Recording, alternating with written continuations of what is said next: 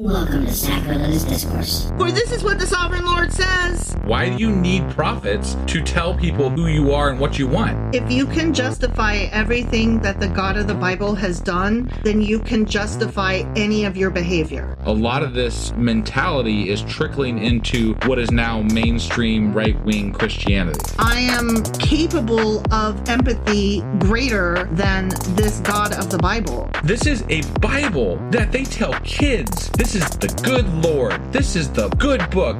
He is fantasizing about murder, mass murder. Head over to sacrilegiousdiscourse.com right now to find out how to leave us a review or support us on Patreon.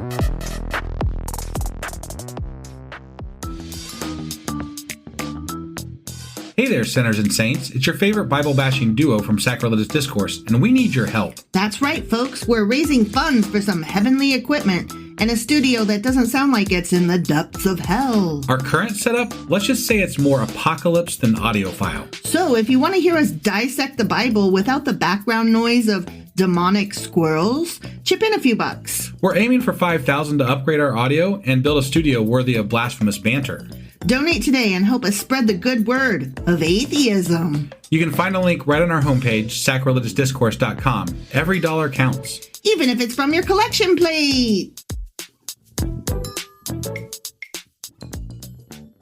Husband! Wife! Do you know what we're doing today? Well, we are finally starting a new book of the Bible. No, don't say it. Yeah, we are. And I'm kind of excited. I'm excited, but then I saw what it was and I was like, well. We are still in the minor prophets. So, I mean, Yeah. I'm only minorly excited, maybe. You're excited that we're moving along, but not what necessarily we're in. Yeah. Well, I mean, it's still the Bible after all. It is. Yeah. Yeah, So, we're starting the book of Nahum. Nahum, huh? Or Nam, or Good morning, Nahum. Good morning. I used to have a teacher. No, it was a librarian when I was in elementary, junior, high school. Yeah. School. Right. And The place with the books. the place with the books. He used to always tell everybody that the reason that his butt was flat was because he got it shot off in Nam. Yeah. Yeah, that was a thing. That's so ridiculous. Why?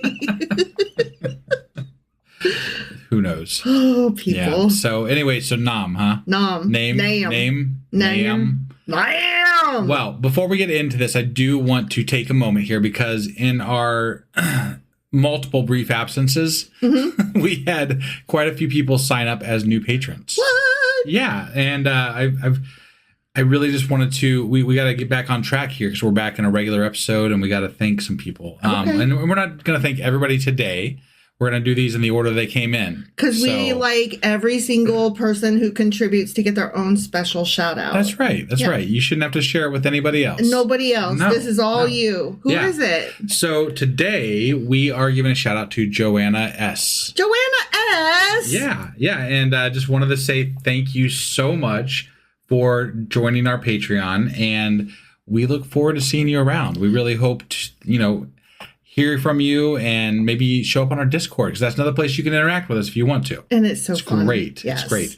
But I do want to say this again, that every little bit helps us. I mean, I know that when you think about contributing $1, it doesn't seem like it's going to do much, but it's not just you. It's everybody else that's doing the $1. It really does add up to a great help to us. So thank you to everybody that contributes to us, and thank you for what you are doing, Joanna. We really appreciate you. Thank you, Joanna. You're the bee's knees. Yeah. All right. With that being said, are we ready to get into this new book? Nahum! Let's do it. Okie dokie.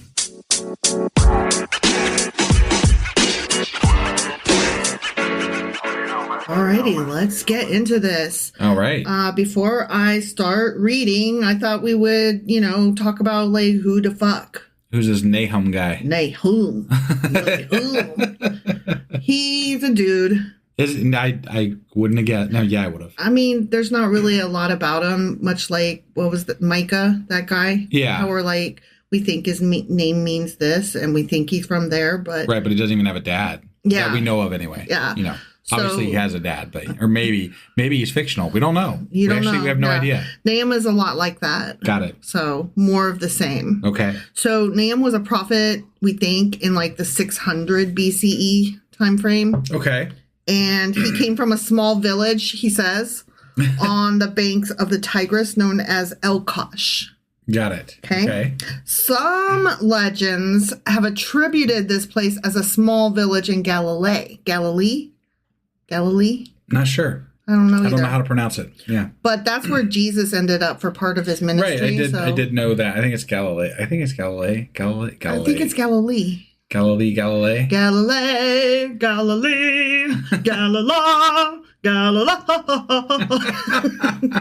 right? Sure. You know that song, right? I do know kind of what you're referencing, yes. Galilei. Right.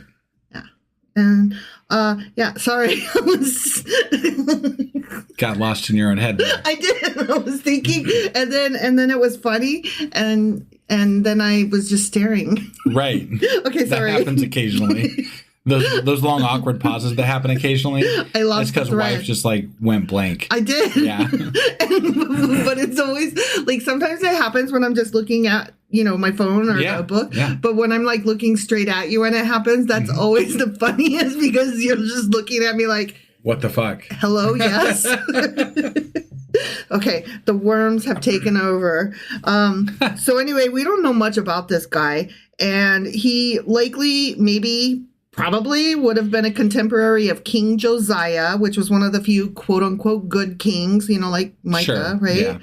Wait, Micah wasn't a good king. But Micah was maybe around during the good king of Josiah. No, that was a completely different time frame. Oh, who am I thinking of that he might have been around? I don't know. Hezekiah.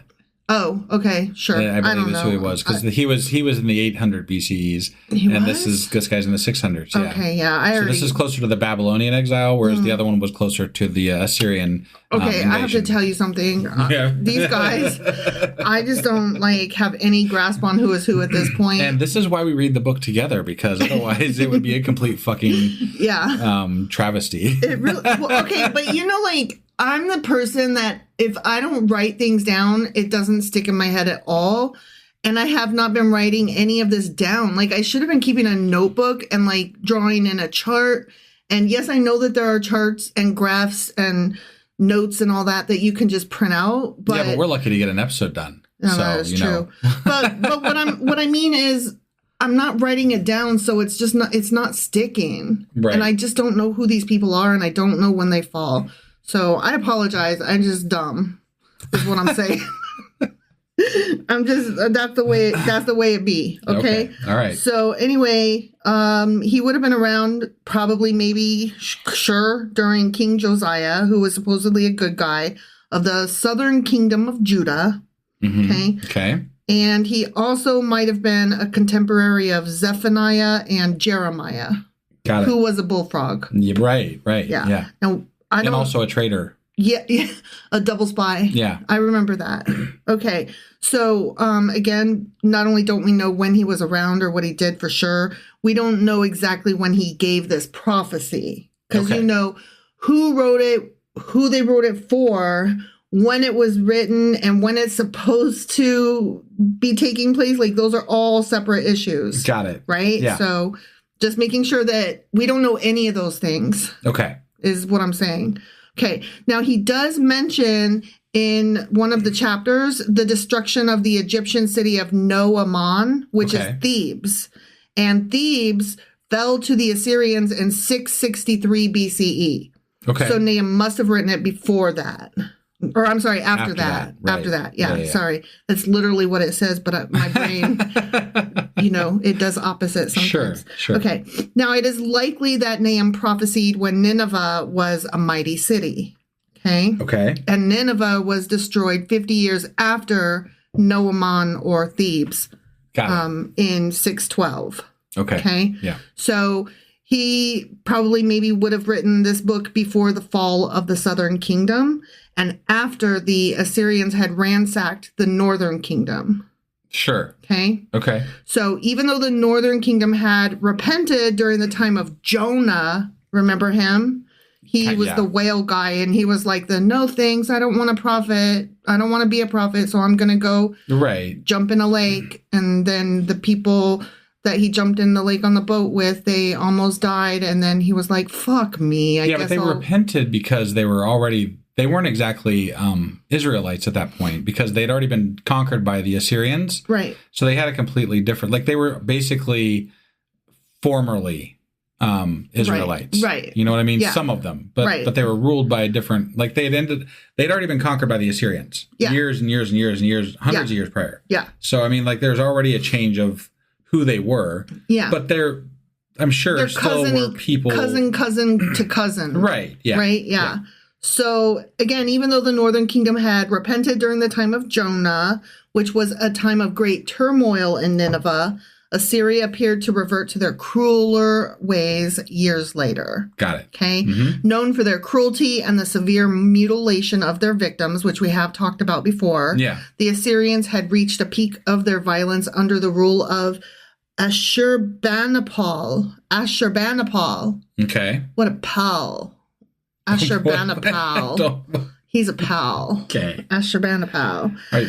Okay. He ruled around the same time Nahum wrote this book, probably. Right. Okay? Maybe, probably. Yeah. Right. I mean, all of this is just like, sure, if you say so. Yeah, no, it seems like a lot of conjecture with pretty much everything that we read lately. Yeah, we're just guessing at this least point. With the with the main prophets, there was something usually you could tie it in with like a certain time frame because of a king or something else. Right. And how the other nation reported it from their perspective. Right. Yeah. But nothing with in these later ones. And that's why they're minor, because they're like just bits and pieces that were like, and here's some crumbs that we found. And if we edited it like 200 years later, it's no big deal. Yeah. Whatever. It is what it is. Sure. It's still mostly there. It's a footnote at the end of history. No bigs. Sure. Judah would have seen Assyria as a massive threat. Is the thing. Yeah. Okay.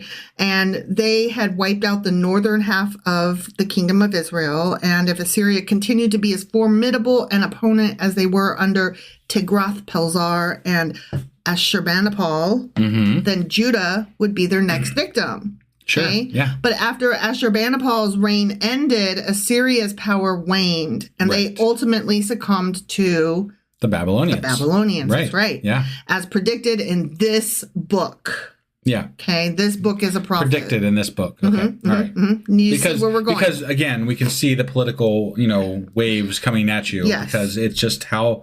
It's not like it came out of the blue. The machinations. You can see this shit. You can see the writing on the wall. So okay, it wasn't written quite as clearly as, say, Project 2025, which literally you could print out before Trump took presidency and then enacted all of the things that were in Project 2025. Sure. But it was still pretty fucking clear. Yeah. Yeah. I mean, it was a smaller world. You would have known somebody that was like working for somebody that knew that this was a thing that was happening. And at the very least, that was being spread around. Like they were all cousins. Right. Yeah. So, I mean, smaller world, but better relations and more talky-talky. Sure. I guess. Anyway, with this backdrop of Assyria's dominance and threats, Nahum addresses this book to both Judah and Assyria. Okay.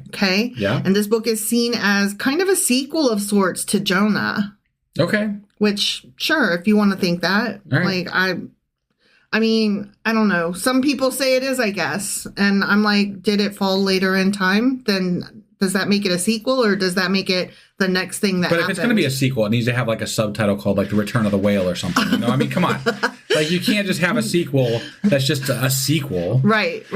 All right. So anyway, we had to just in case there's a weird pause here. We had to take a great giant pause because our cat decided that she had to dig all the way to the bottom of the box and then dig through the floor. Yeah. And then into the ground and then through to the other side of the planet. You might even, if you go back like 30 seconds, you might even be able to hear some of the cat litter box digging going on. It was so ridiculous. She's like got this whole process that takes like 20 minutes. Yeah. In the litter box. And usually we can just like edit it out because she always does it when we're podcasting. Actually, we try to talk louder and more like emphatically. Solid. Like we try to not let any gaps happen during those time frames. But this one was so bad. It was extra. She was digging hard. She was. The scratch was real. Yeah.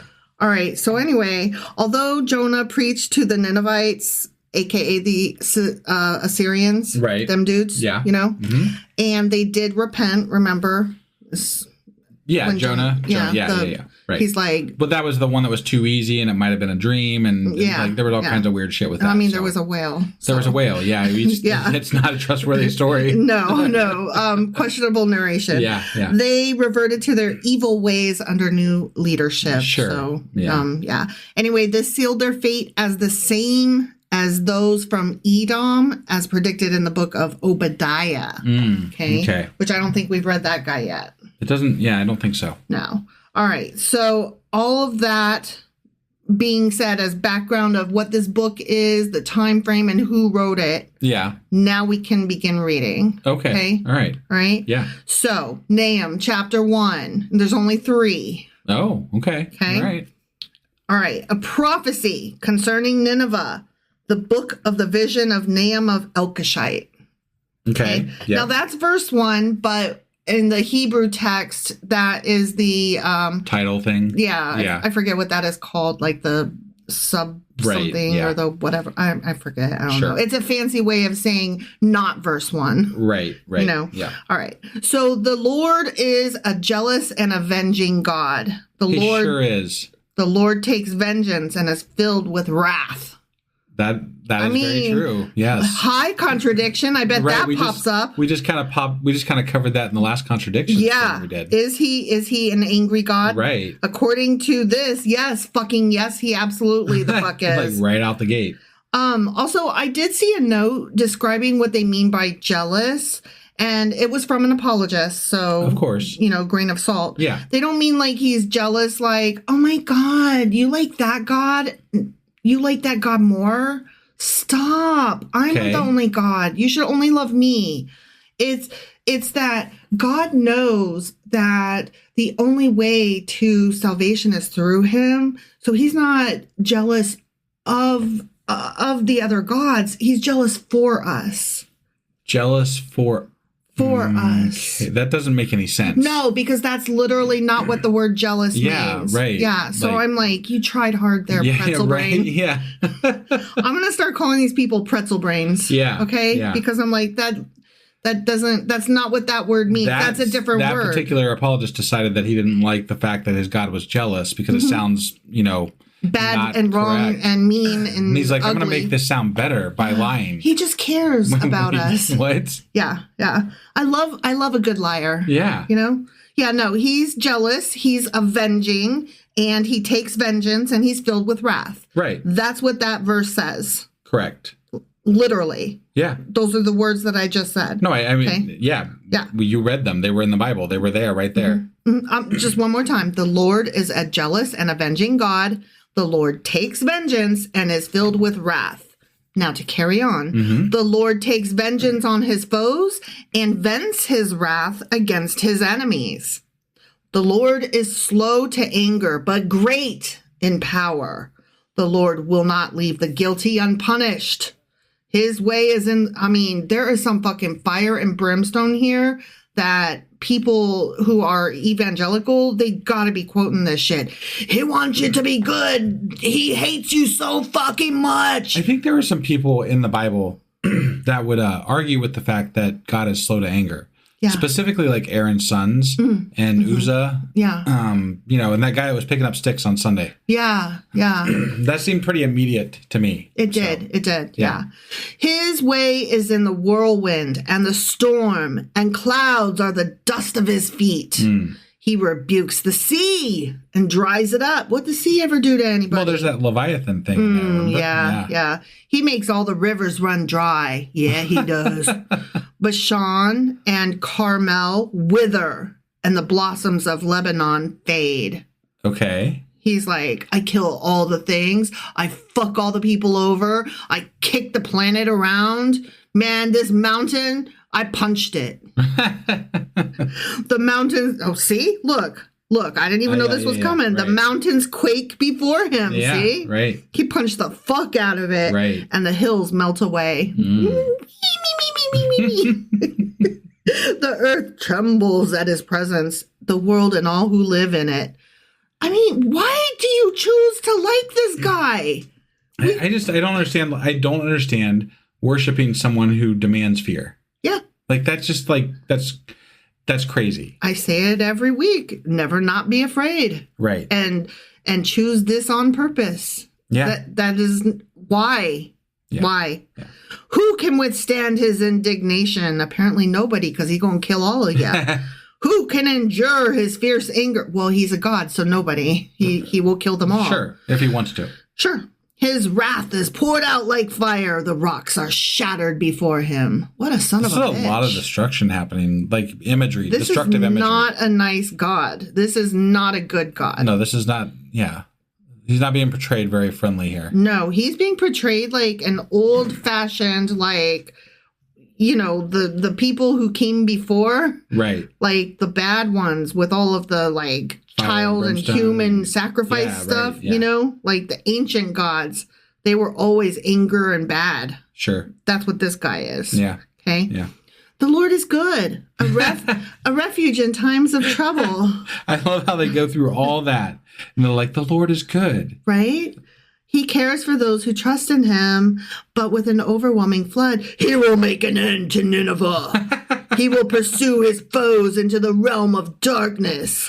Oh, my God. I mean, you know what this sounds like? This sounds like the mother of an abusive dude, right? She's like, he's a good guy. He's so sweet. I mean, he will fuck your shit up and punch the fuck out of you and stab you. But he's really sweet.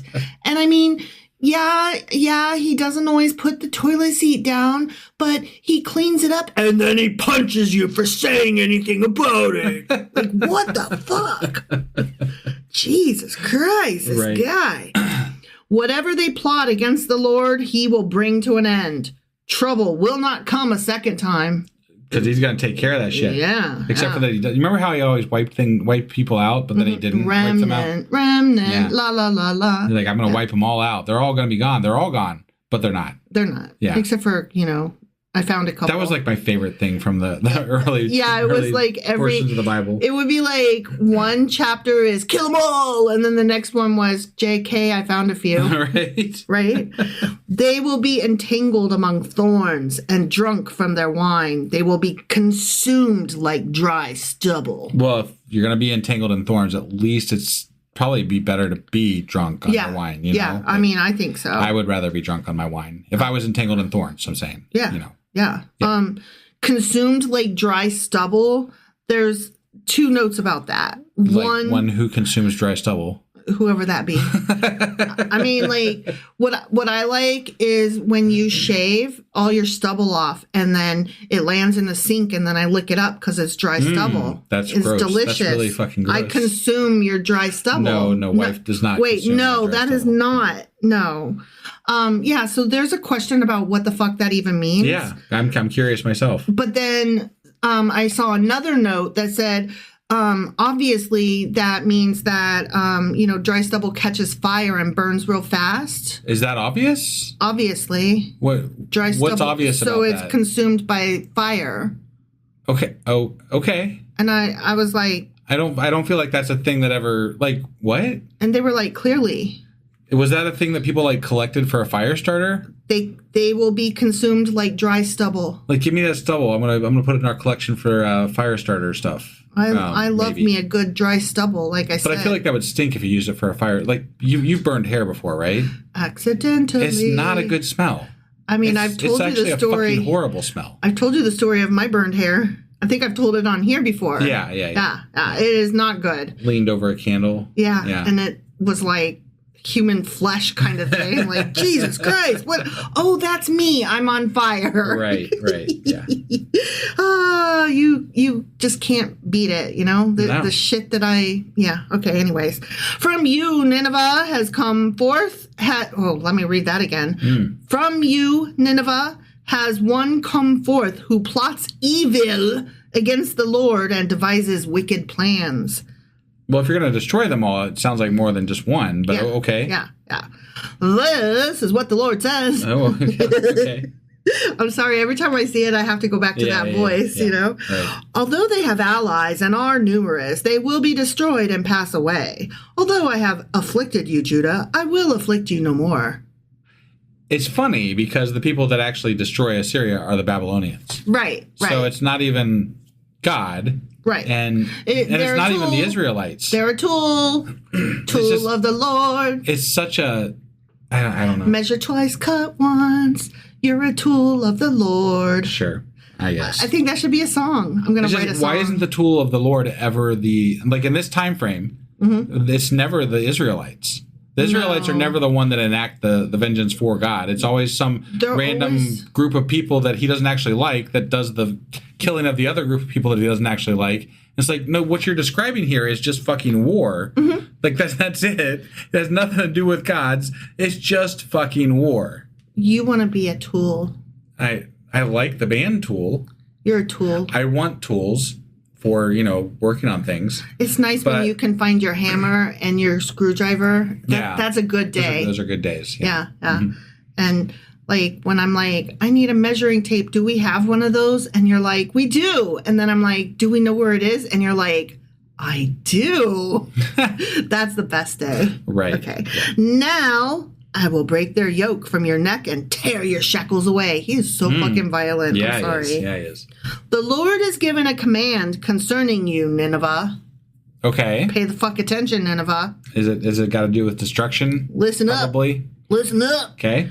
You will have no descendants to bear your name. Okay. I will destroy the images and idols that are in the temple of your gods. I will prepare your grave, for you are fucking vile. Wow. Right? Wow. You are fucking vile, he says. Well, most of that he says. Yeah, right. I mean, your interpretation. Sure. You can guess. Right. Yeah. So he's like, nobody will remember you kind of thing, except that, he wrote it down. So we do. In the Bible, yeah. We do. Right.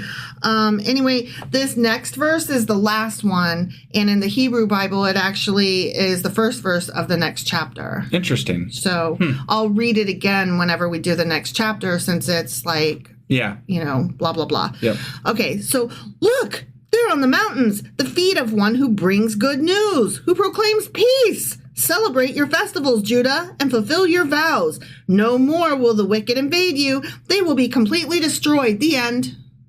Huh. Yeah. So that definitely belongs in the next section. It's like the Christian Bible couldn't leave that chapter without a positive note. Like, this is violent. Right. Yeah. No, it was like that was a very violent and dark image of what God is. He's gonna fuck your shit up. But this other country, they're gonna be okay. Yeah. Keep reading. Look, there's hope. See, just hang in there. We got this. Yeah. It's coming, guys. Yeah. He only destroys for one chapter here. Exactly. And then it's just minimal disasters after that. If you just to be continued with us, it'll be fine. Right. Yeah. God will be good next chapter. Probably. Maybe at least some. A little bit. You got to stay tuned to find out. That's right. All right. Well, that was Nahum. Nahum. Chapter 1. Damn, girl, you looking good.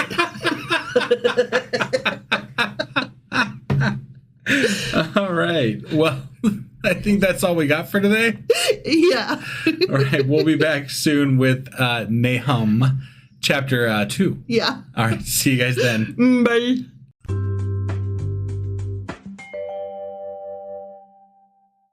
Husband. Wife. Do you know what we're doing today? Well, we are doing, I think, the second episode of, what are we in now? Nahum. That's right. So, yeah, we're getting back to it. We had a little bit of a break with, I don't know if anybody caught our special episode that's listening right now. Our emergency episode. But, some shit's going down in the government. If you hadn't noticed here in the U.S. Yeah. It's not great. Good. It's not great. It's not a good time to be living through American history. But what you may have noticed is that there are no ads. Right. And that is on purpose. We are no longer doing ads on any of our shows. because we don't want our money to inadvertently go to Trump or anybody that is even remotely connected to him. And we can't field those ads through our platform that we use. Right. They just get automatically inserted. So we just pulled them all together. Yeah. And we're dealing with what we're dealing with. That's why, it's very important that we ask for patron help. And we did in the last episode specifically. And we've had a really, really great response, but we do need more to make up the difference. But we do have a shout out to do today. We do? Yes, we do. Oh my gosh. We want to send a big thank you to Bill C. Bill C. Yeah. Bill C donated on our Patreon platform, became a sustaining member for us. Aw, thank you, Bill. And it is so much. I mean, obviously, we just explained why. We just lost all of our advertising revenue. Mm-hmm. And we need to make it up somehow because as it was, we were just kind of breaking even. So we're actually reinvesting some of our own money right now to keep this thing going. And we could really use your help. And Bill, thank you so much for your contribution. We really appreciate it. It means the world to us that you care enough and are able to support us and chose to. So thank you. Anybody that has talked to us, on a regular basis knows that we don't demand that you keep doing this ever. It's not like it's if you can help, then we appreciate it. But if you can't help, we still appreciate you. And moreover, if you can't help but want to come hang out with us, whether you can help or not and want to come hang out with us, come visit us for our lives in Discord on Tuesdays at 10 p.m. Eastern. Yes. And it doesn't matter if you financially support us or not. It's a great crowd. It really is. So if you are wishing that you could donate but can't, but wish you could support us some other way, come hang out with us, man. Yeah, or just share a post on your social media feed. Yeah. That helps too. True. That is true. But Bill, thank you again for your donation. It means the world. Thank you so much, Bill. All right. That being said, are you ready to get into Nahum chapter 2? Fuck yeah, I am. All right. Let's do this. Okie dokie.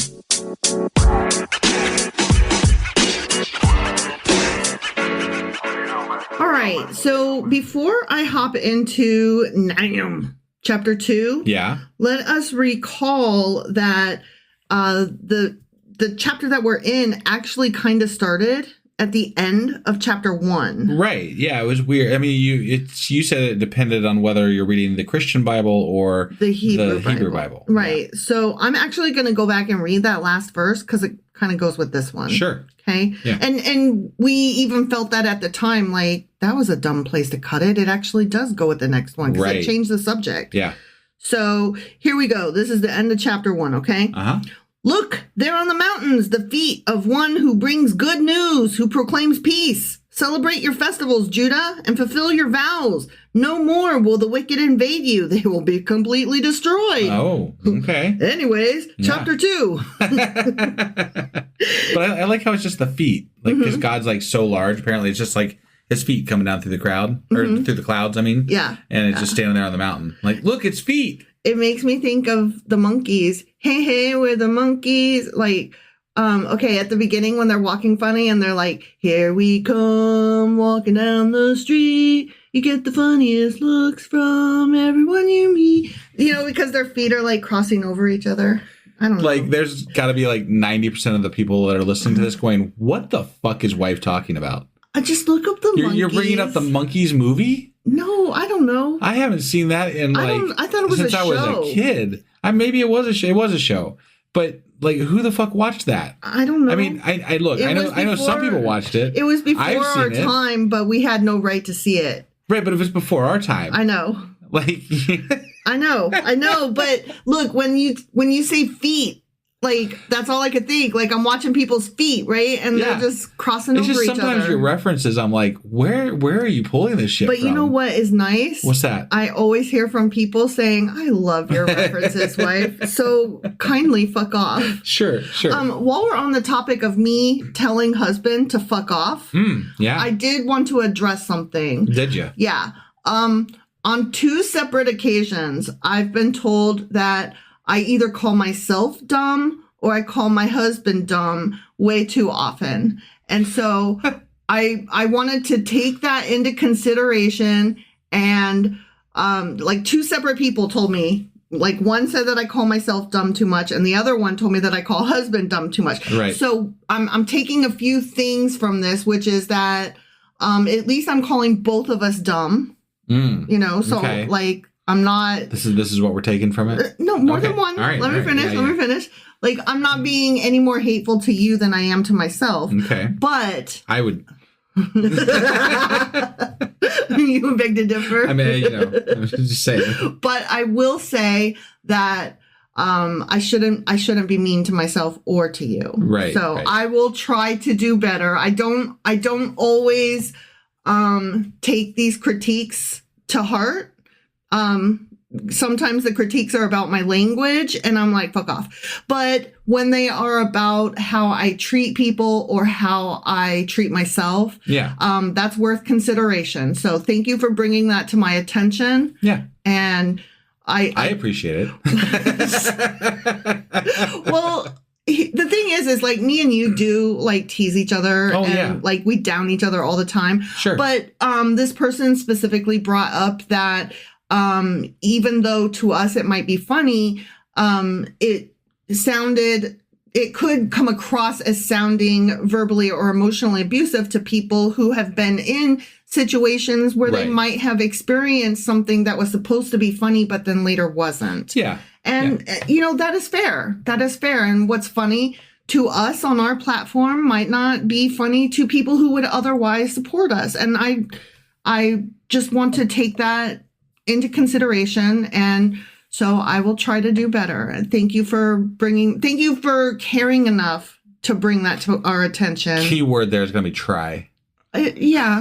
I mean, if you just knew how irritating. Okay, never mind. I will say we've been happily married for over 17 years. And even though we like sometimes are like, oh, you're so irritating at each other.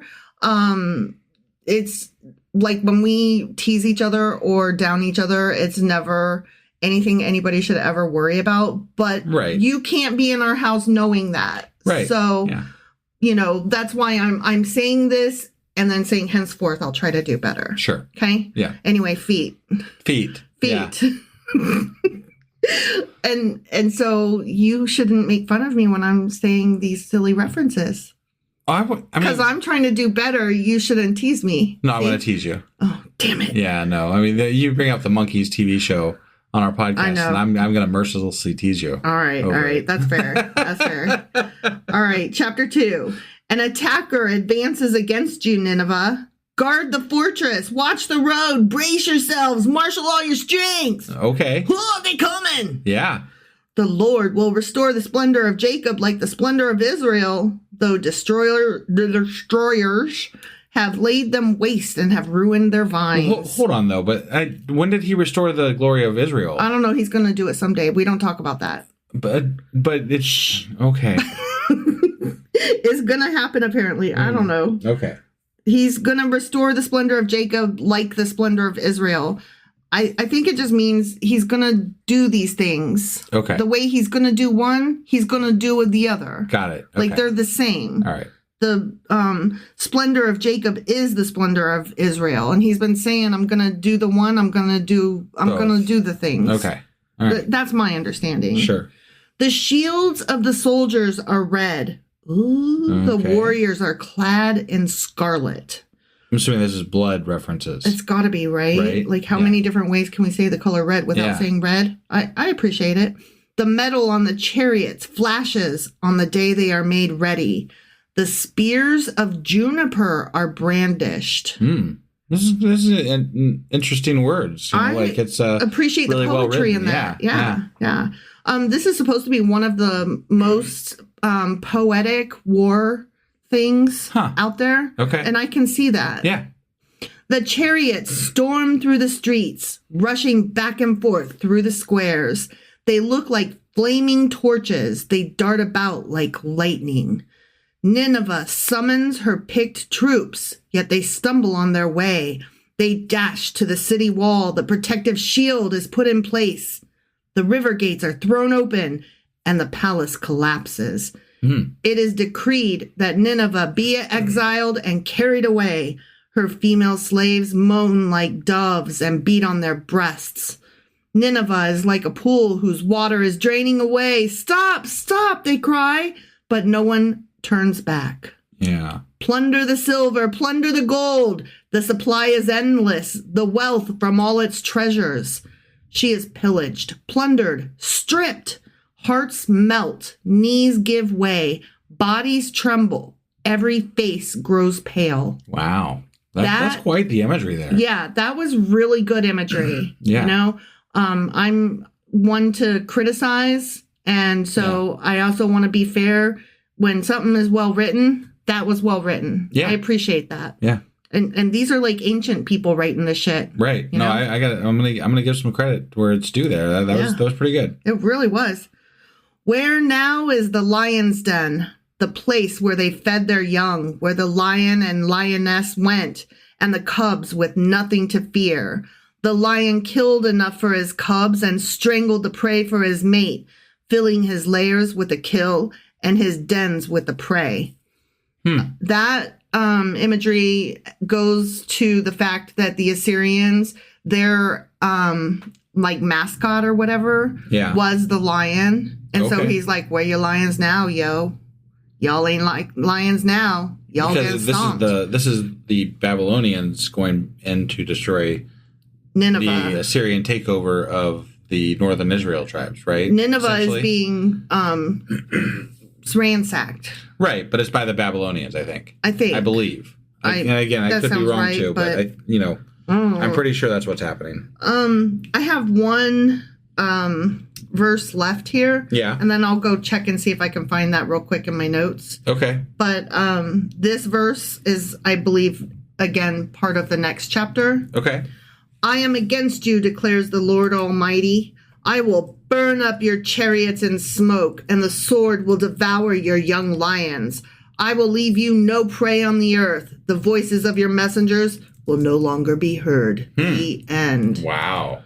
Anytime he says, I will burn you, all I could think of is in the Benedict Cumberbatch Sherlock Holmes. Yeah. When Moriarty's walking out of the pool and he says, I'll burn you. That is a good line, yeah. I mean, that was the best. Right. And just, I looked it up too just to see. I didn't want to have to wait too long in case we couldn't find it. But it is the Babylonians that are invading Nineveh, basically. So that is what's happening, which I thought, because we're talking about the time frame is in that right time frame for where the Babylonians started making their presence known after the Assyrians made their presence known, hundreds of years prior. Right. So that was where we were leaving off in the last chapter, and so I figure that's where we must have been there. Yep. So God is taking somebody else that's not part of His group and making them do the work for Him. He's using a tool to tool the other tool. Yeah. Right? Like, why can't we? And again, I think I commented on this in the last chapter, but why can't we just call this war? It's fucking war. Yeah. Like that's what's happening right now. Yeah. But also, the city was so ransacked that even several generations later, they were not able to find a single bit of gold or silver in any of the findings of the ruins in Nineveh. Okay. So, like that part where it said, plunder the gold, plunder the silver, like that. So it was very plundered. It was so fucking plundered. If something was ever plundered, Nineveh was the most plundered. Most plundered. Of any city ever. Got it. Yeah, I'll put that as a marker note on the map, on Google Maps, like most plundered. They didn't even have spoons left. No spoons? All their spoons, their candlesticks, they were all gone. Wow. Or candlestick holders. Yeah. You know what I'm saying? Right. And the cow jumped over the moon. Oh, what? Nothing. Oh, and the little dog laughed to see such a sport. Yeah. Okay. Yeah. You said candlestick maker, and so I don't know. But I said the monkeys, and that was problematic. I know. Okay. I have my own problems over here, Yeah. So I get it. Okay. You got anything else to go over with this chapter? Nah, that was it, man. Okay. Well, it was pretty well written chapter, actually. I got no complaints about it, really. No, I mean... As chapters in the book go for minor prophets. Like, I hate that God is such a dick. Yeah. You know, killing people and talking about... Right, but I feel like we've covered that ad nauseum, you know? Like, I didn't... God's a dick, he kills people. I didn't want to leave off without having said that. Like, this was a beautifully written piece of war text. Right. Like, let us not forget, though, what the beautifully written piece was actually about. Yeah. God's killing people. Yeah. Right. Very well written. Love it, but it's still murder. Yeah. Of thousands. God murder. Yeah. So, God approved. All right. Well, that was Nahum chapter 2, which means that tomorrow or soon we will be back with... Nahum chapter 3. All right. We'll see you then. Nahum.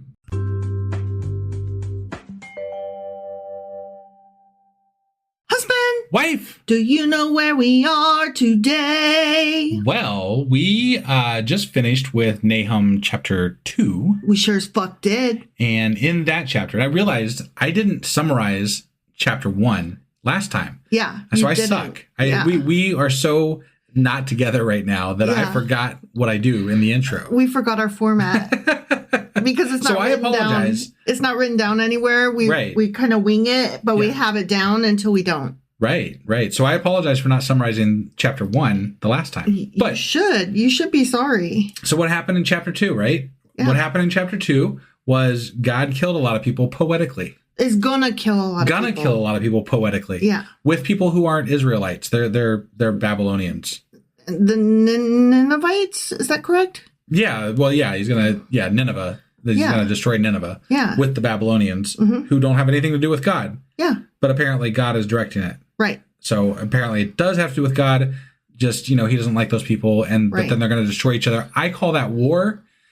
He calls it poetic God justice. Right. So that's where we are with that. Sure. So that was, I almost said Nineveh chapter 2. That was Nahum chapter 2. Yeah. And today we're getting into Nahum chapter 3. Before we do, though, we have so many people that have been reaching out to us with support from Patreon. Ugh, can't speak. And some of you were supporting us. Some of you, I'm still catching up from before we cut our ads. Oh my gosh. Yeah. Well, because we were kind of sporadic with our episodes. Yeah. So, but even after, it's continued, and I can't thank all of you enough. It still has not recovered what we were making with ads, but we're getting there. I appreciate you guys. No kidding. It's freaking amazing. Yeah. So today I want to thank Michael. Thank you. Yeah, Michael became a patron. It was before we asked because of the ad drops. Wow. Yeah. So thank you so much, Michael. We really appreciate your support, and we hope you're really enjoying the podcast.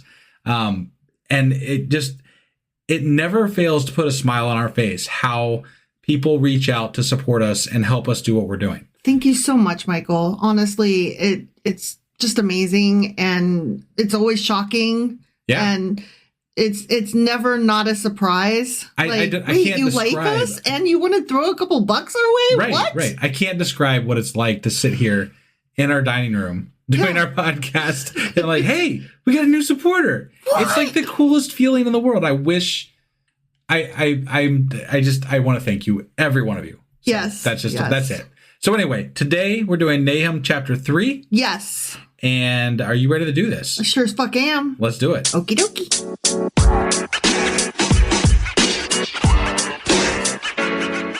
All right, let's get into this Nahum. All right, let's do it. Wait, before we get into it, I did want to say one thing. What? I wanted to reiterate that we only do the shout outs during regular episodes. So it's going to be after the run of special episodes before we pick back up with the Patreon shout outs again. With the just chapter whatever. I wanted to just mention that because we're not skipping the Patreon shout outs. No, we're not. It's going to be when we get into the next book when we do them again. We just want to make sure that everybody has an opportunity to be heard as much as possible, and people are more inclined to listen to the chapter readings than the extras and the specials and whatever. Yeah, and I don't want somebody to feel slighted and be like, I only got a Q&A. Yeah. Or something like exactly. that, you know, whatever. Yeah. Everybody gets a chapter. Right. Everybody right. gets a chapter to themselves. Yeah. And just think of it this way. The next person gets the first chapter of the next book. Oh my God. Stop, because now not everybody can have the first chapter. Why would you do that? They're all equally shitty. So there you go.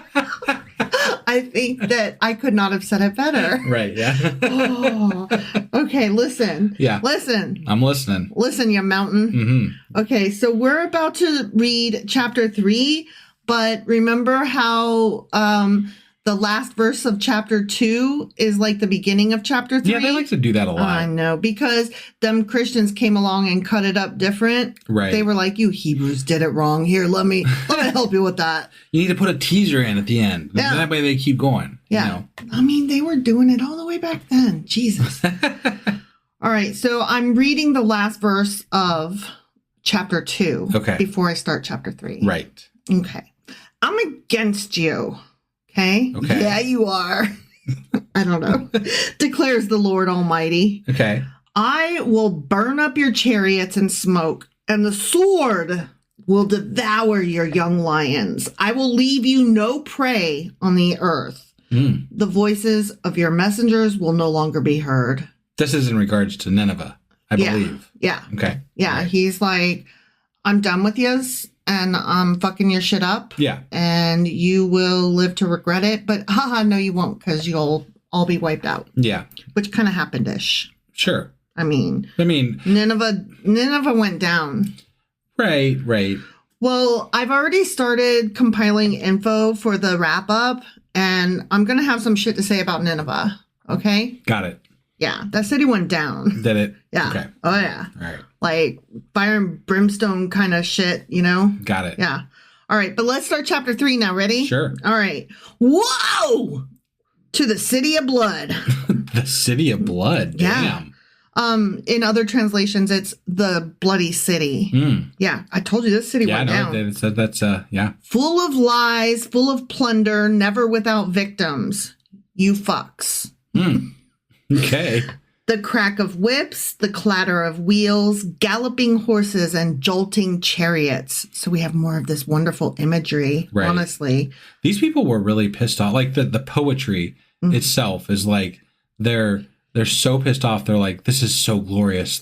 I want to write poems about it. I know. It's like the bard that's like, and there was a rape and there was death. There was all kinds of bad shit. Right. Fire, fire, fire, and you lost your home.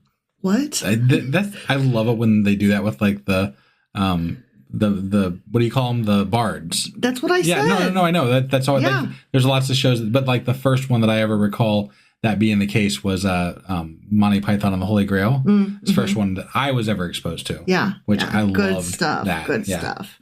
All right. Charging cavalry, flashing swords, and glittering spears! Exclamation point. Okay. Okay. So, Yeah. I mean, many casualties. Right. Lots of spears. Piles of bodies. Dead things.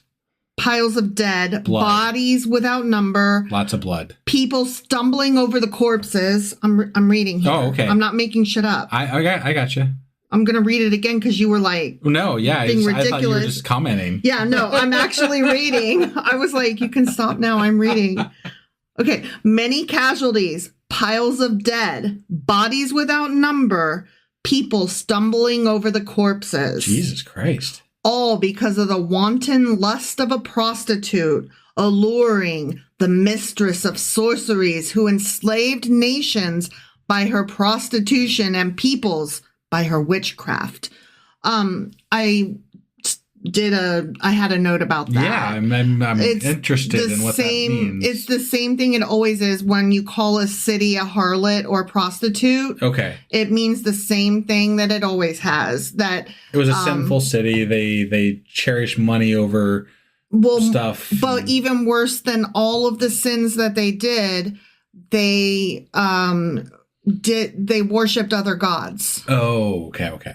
I see. So he sends other people that worship other gods to kill the people that are worshiping other gods? Yeah. Okay. Yeah. That That's what it always tracks. is. That totally tracks. With the enslaving nations by her prostitution and peoples by her witchcraft. Right. So not only are they worshiping other gods besides him and engaging in these pagan rites or whatever, a share pole nonsense, but also like lots of murderous yuckiness. Yeah. They're also leading other cities to these ways. Got it. So they're spreading the badness. They're shitty behavior influencers. I mean, okay, I just have to say, Nineveh is like the capital of the Assyrian Empire. Yeah. And it was bad. They were bad. Were they? I'm gonna tell you some stuff. They were talking about the way that they would the cruelty and the barbarism. Yeah. Barbers cut Barbaric hair. behavior. Barbaric. That's the word. Yeah. Yeah. Brutality. Yes. Yes. They were horrible. Okay. Sure. There's been some, they've alluded to that in the past. So. Yes. No, they've more than alluded. They've straight up said. Well, yeah. So we're going to get into that. But these are not like, we're judging this city, but it's only from one perspective. Right. No, this is actual history that we're talking about. These people were this way. Got it. And it's not good. And we don't necessarily have to like have all this pity for them. Sure. No, I get it. It's not that I have pity for them. It's that I have disdain for the way that it's said to be handled by God. Sure. Insofar as he's sending one godless tribe against another godless tribe to fight a war when that doesn't actually make any sense. We're reporting on it from the outside just because we're like, yeah, you're getting yours. And saying it's God. Like that's what people say. They're like, this is God. Now let me say this about that. Okay? Yeah. So they've been harassed and hurt by the Assyrians. Okay. So part of what this book as a whole is not just a prophecy. It's also a celebration of the fall of this empire that has been harming them. That makes sense. So that's why they're singing the praises and the poetry and the bardship of what's happening, because they are appreciating it. So, well, and to celebrate it, they have to attribute it to God. That would actually kind of lean into our theory of Jeremiah being a double agent. Yes. Because if they celebrated this, right, the fall of Assyria, and the Babylonians were the ones that did it. Yeah. Then there was probably quite a few people that were like, they're not so bad. You know, like they are, right? Exactly. Like comparatively speaking. Right. Yeah. So, totally. And then I know later that they kind of adopted some of their practices and stuff into. Exactly. Yeah. So it was kind of a blending of cultures instead of a, just straight up massacre and enslaving of people. Right. Right. So, let's also not forget that during this time period when so many people were exported and exiled to various locations because they did mass deportations. Yeah. This is the same time period when we get the beginning of the lost tribes of Israel. Okay. Okay. Well, yeah, because the Assyrians essentially ended the 12 tribes because they conquered the northern Israeli states. Yes. So I mean, there's a lot politically going on here. Right. So it makes sense from okay, to us it's like y'all talking about God making these other people over there beat up those other people over there, and neither of them have to do with you. But from their perspective, they're like, there is a lot going on. Our peoples have gravely suffered under the oppression of these two nations, and the lesser of the two evils is beating the fuck out of the one, and I am here for it. Right. So, I mean, like reading the notes that I read really helped make me understand it a little better and made me have a little bit more like, all right, I'll let you have it. It's probably a little like the people that didn't have any care about who won the Super Bowl. They're like, well, the Chiefs, they've won 2 Super Bowls in a row. So, and that was kind of, they're like, well, we're going to have fun watching the Eagles just beat up on them because, that's fun. No. I really didn't like that analogy. Because, that was not okay. good. Here's the thing. Especially there's so much, there's a lot less blood in the Super Bowl. Well, it wasn't that you compared it to the Super Bowl. I didn't have a problem with that analogy. Oh, okay. All right. The problem that I had was that I still have left over the only team that exists is the Cowboys, right? So from my childhood, that's the only team that there was football-wise.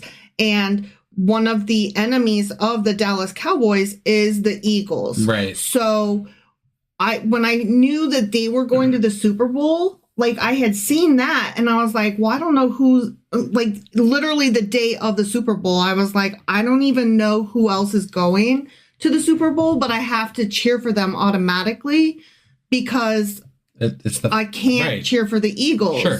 And like, I hate that, that's just a part of my upbringing. I don't even really care about football that much, honestly. Right. But my first inclination is to say, go Cowboys and, fuck the Eagles and the Bears. And there's a couple others that also, we hate them too. Sure. But then it's like, it's the Chiefs and it's like, I mean, yeah, I'll go for the Chiefs. It's just that, like, they've already won 2 Super Bowls, as you pointed out. Right. And also Taylor Swift. And also... But you like Taylor Swift. I know. I do. I love Taylor Swift. I wouldn't say I'm a Swiftie because I don't know enough of her songs and her lyrics and her videos and stuff. Right. Like, I'm a fan, not a fanatic. But my point is, like, so everybody was going for the Chiefs.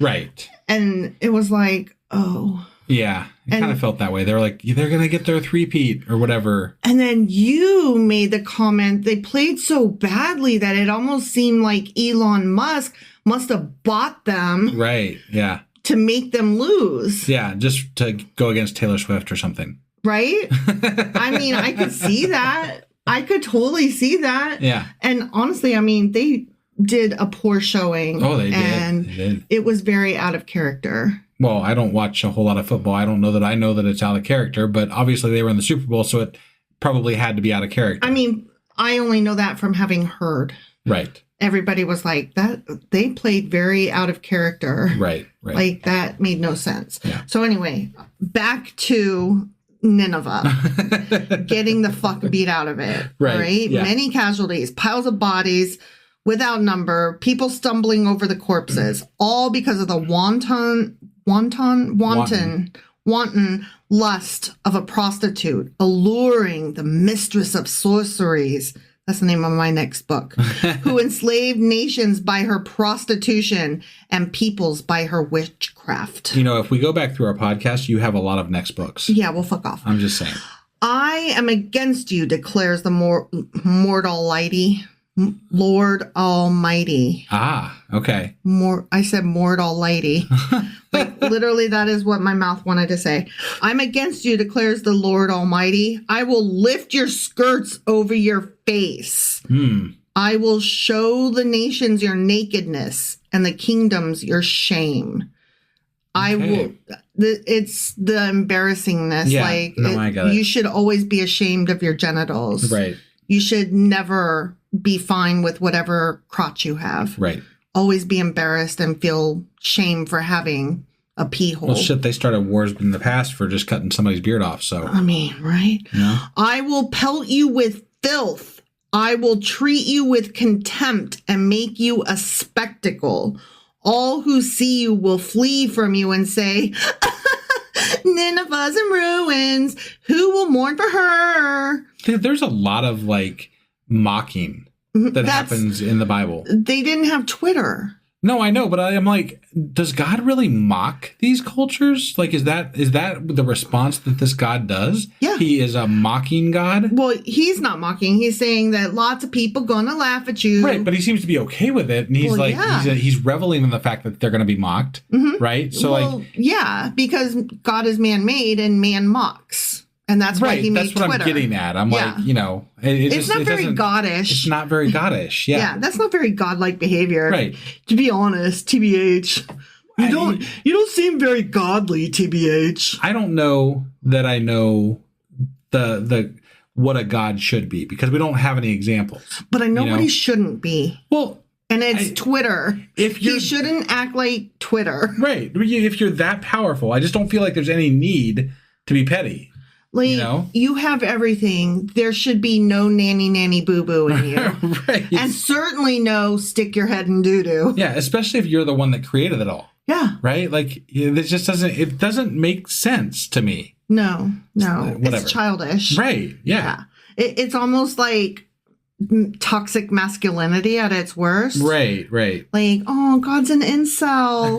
Oh, he's so cute. Anyway, Nineveh's in ruins. Who will mourn for her?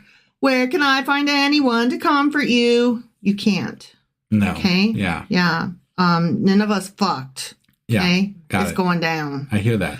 Are you better than Thebes, situated on the Nile with water around her? He's like, remember what happened to that city? It went down also. I see. Hard. Okay. And let us not forget that Thebes is, hold on. It's Ammon something. It's Noamon or something like that. Okay. I'm trying to find it in my notes. It's a different name for the city at some point or something? Well, our translation goes ahead and translates it for us. Oh. Yeah. Okay. To Thebes. Ah. But it's not that way in the Hebrew. And got it. I could take a minute here and scroll through my notes. Right. But you get annoyed when I do that. Well, I mean, we editing. can't cut out the whole thing. I know. Just, yeah. So, Thebes. Got it. And it's Ammon something, like Noamon or Ammon No. Got it. Monorail. I'm trying to look it up here to see if it's just Noamon. Noamon. Oh my God. Yeah, you had it. I'm so amazing. Yep. That's cool. Yeah. I remembered a thing, you guys. It's kind of cool. Okay, so are you better than Noamon, a.k.a. Thebes, a.k.a. like that one city over there that was big? Situated on the Nile with water around her? Just to throw in another small fact here, it actually translates to the city of Ammon, and it's referring to the Egyptian god Ammon who was worshipped there. Yeah. That's interesting. Yeah. It was like a capital for a while. Right. It was like a big deal. Yeah. And so that city went down. So he's saying, like, you think so big of yourself, you stupid Nineveh. The river was her defense. The water's her wall. Cush, which is, there's a footnote, it's Upper Egypt. Got it. Okay. Okay. Cush and Egypt were her boundless strength. Put and Libya were among her allies. Okay. Yet she was taken captive and went into exile. Her infants, were dashed to pieces at every street corner. Why? Why do we have to do this? Why? That's, yeah. Like, I always forget that the Bible should come with trigger warnings. Right. And like, I'm not currently mentally at a place where I can be reading shit about that kind of thing. Right. So, not cool. Yeah. Anyway, lots were cast for her nobles, and all her great men were put in chains. You too will become drunk. You will go into hiding and seek refuge from the enemy. So he's just like, that city got fucked and you're getting fucked too. Right. So you're not any more special than that city was. Yeah. All your fortresses are like fig trees with their first ripe fruit. When they are shaken, the figs fall into the mouth of the eater, but not stirred. Shaken, but not stirred. Look at your troops. God, they're weaklings. Oh my God. The gates of your land are wide open to your enemies. Jeezy. Fire has consumed the bars of your gates. Oh. Draw water for the siege. Strengthen your defenses. Work the clay. Tread the mortar. Repair the brickwork. He's saying, So if you're going to be destroyed anyway. No. Okay. It's sarcasm. He's saying, go to the effort. Do it. Okay. Come on. All right. Come on. They're coming. Go ahead. Put your pants on. Got it. So it's sarcasm. Okay. Okay. It's a mocking challenge. Yes, a mocking challenge. Right. Yes, that is what sarcasm is generally. Right. Yeah. There the fire will consume you. The sword will cut you down. They will devour you like a swarm of locusts. Remember, there was so many references to locusts for a while because there were so many locust swarms. Yes. That it was a big deal. Yeah. And so when they say devour you like a swarm of locusts, like that's not just dismissive, like bees are going to sting you because I know that bee stings are yucky. Locusts were a real problem. Yeah. Back then. Yeah. So, I mean, that's a real comparison of harm. Yeah. Yeah. Multiply like grasshoppers, multiply like locusts. You have increased the number of your merchants till they are more numerous than the stars in the sky. But like locusts, they strip the land and then fly away. Yeah, capitalism sucks. It's almost like we shouldn't have a fully capitalist society, right? It's funny how they're commenting on this back then when, I mean, that was so minor compared to what is happening to the world today. You know? And they had feelings about capitalism, though. Right, yeah. No, it's almost like Christians should read the Bible. They might learn some things, right? They definitely could. They should listen to me read it because I would make it amusing, as I do. Well, and we sit here and we're like, what the fuck? Yeah. Like that, did people read this shit? Because it doesn't make sense if they do. Right. Why do they think the things they think? Because they didn't read their Bible. Well, yeah. Yeah. Your guards are like locusts. Your officials are like swarms of locusts that settle in the walls on a cold day.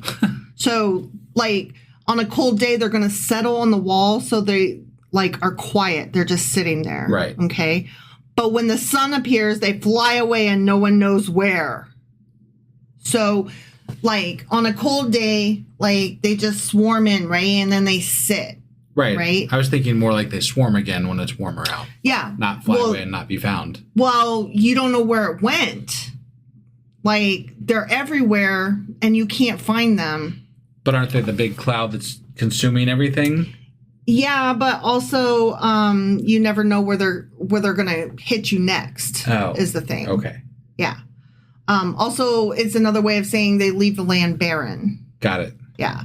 Like, it's so many different levels of meaning. Yeah. King of Assyria, your shepherds slumber. And just a note here, often when they say shepherds, they mean leaders of the city. Right. People responsible for watching leaders. out for their well-being and what have you. Yes. Yeah. A shepherd leads his flock, right? Yeah. King of Assyria, your shepherds, leaders slumber. Your nobles lie down to rest. Your people are scattered on the mountains with no one to gather them. Nothing can heal you. Your wound is fatal. All who hear the news about you clap their hands at your fall. Oh, wow. For who has not felt your endless cruelty? The end. Yeah. They got what was coming to them, apparently. Yeah. Like that's what it sounds like. Don't start none, won't be none. Fuck around and find out. Yeah. But I have trouble. Like, even though I know that these people were not like the best people on the planet, right? They were actually the worst people on the planet. Right, but the punishment that they're talking about also involves dashing children against walls. No. Okay, so these people were the ones who dashed infants against the walls, as the other city did. Okay. Thebes. All right.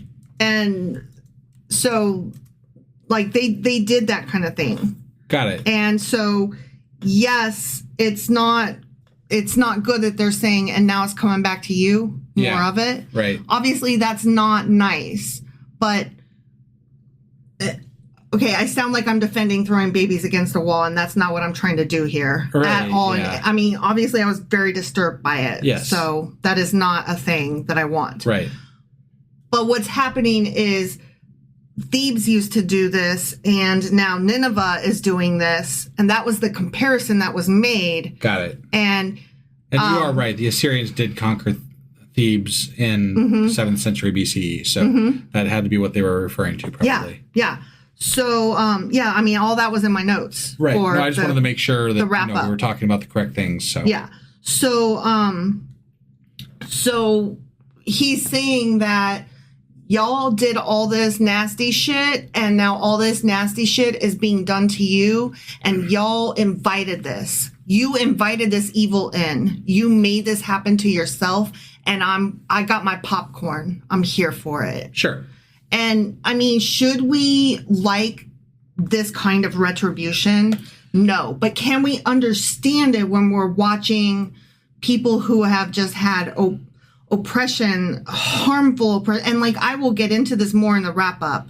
I mean, it's fine to, I think that at some level, it's, understandable the reaction people would have because of how they treated other people, right? Mm-hmm. But at the same time, there are in both cultures, in all cultures, just people living their lives. Yes. So like that's why I still feel for what's happening to anybody, because it's not about the people that are making the bread or, planting the seeds or whatever. It's about, yes, the people that are in no. charge of making the war happen. Yes and no. I'm going to push back a little bit, because this culture did not view their children the same way that we did, or that even the Israelites did. Sure.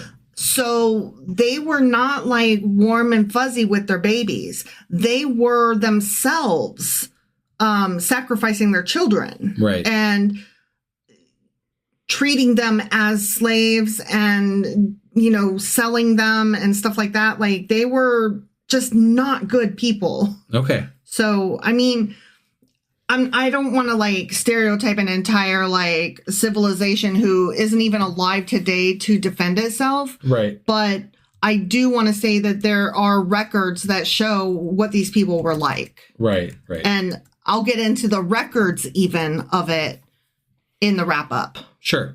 That's like a big part of my notes. Yeah. For that. Okay. So they just were not good. Sure. But I mean, it's there's I think that we're getting a one-sided view though too. No, we're not. Okay. We actually have historical records from various other sources that are in museums around the world today. I got it. To support this, their cruelty and their brutality. All right. They also contributed a lot to the advancement of the world and society and things like that, too. I will get into that as well. Right. Yeah. Right. I just didn't want to leave that part out, because there is some positive things that came out of that culture overall, too. Yeah. So. Yeah, definitely. And look, we're not living through those times, so we don't have to judge harshly, I guess. I mean, I don't know. I don't know no, how. I understand. Like, it's hard to know like where we're coming from, and you're right. I don't want to leave that out. But also, we're trying to understand the book of Nahum, and like, why is he like, right? Jesus Christ, this is like over the top.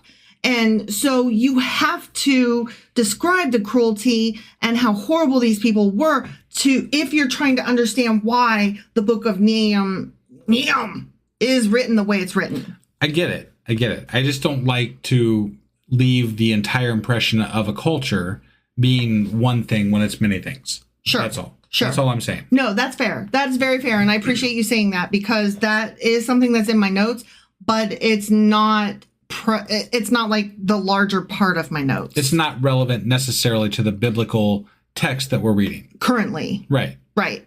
Now, we have talked about that civilization before. Sure. And we did talk more about their contributions to the world. Right. In previous books. Episodes. Whatever. Yeah. Right. Yeah. But this is just not one of them. I mean, for one thing, this is only 3 chapters. Yeah. And it's a minor prophet.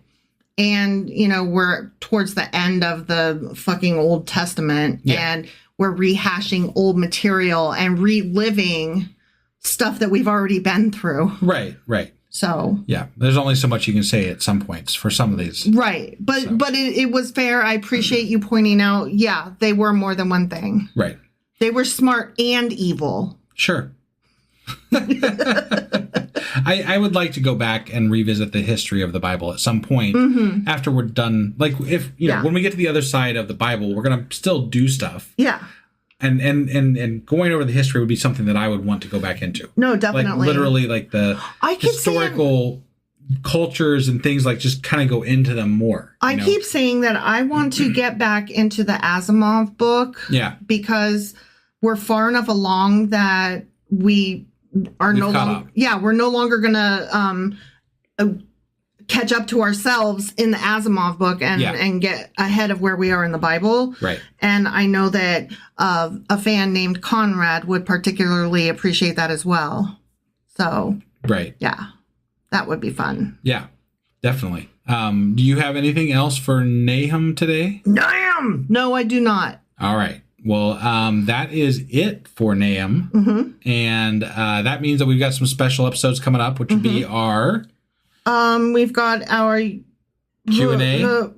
Wrap up. Q&A/wrap up. Yeah. And our Contradictions episode. You're always wrong. And along with the pop quiz. Right. And then I'll get the weekly replay out. And then we'll be going... Do you know what the next book of the Bible is? It is Habakkuk. Habakkuk.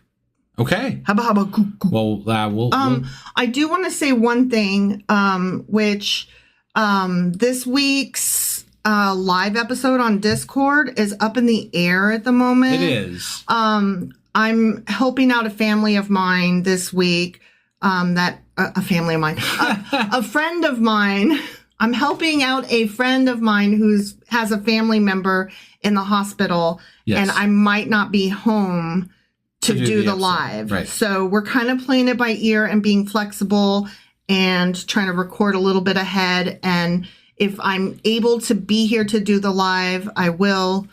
They're usually now Tuesdays at 10 p.m. Eastern on Discord. That is right. So we'll see. But join Discord anyway. Yeah. So you can catch the next one even if we don't do one. It's true. Yeah. It's true. And usually people are there just hanging out. Yeah. Even when we don't. I mean, even when we have to cancel out. Right. They usually show up and are like, are they coming? They're going to be here? But hi, though. Right. So, yeah. All right. So that's all you got then? That is all I got. All right. Well, we will see you next time. Bye.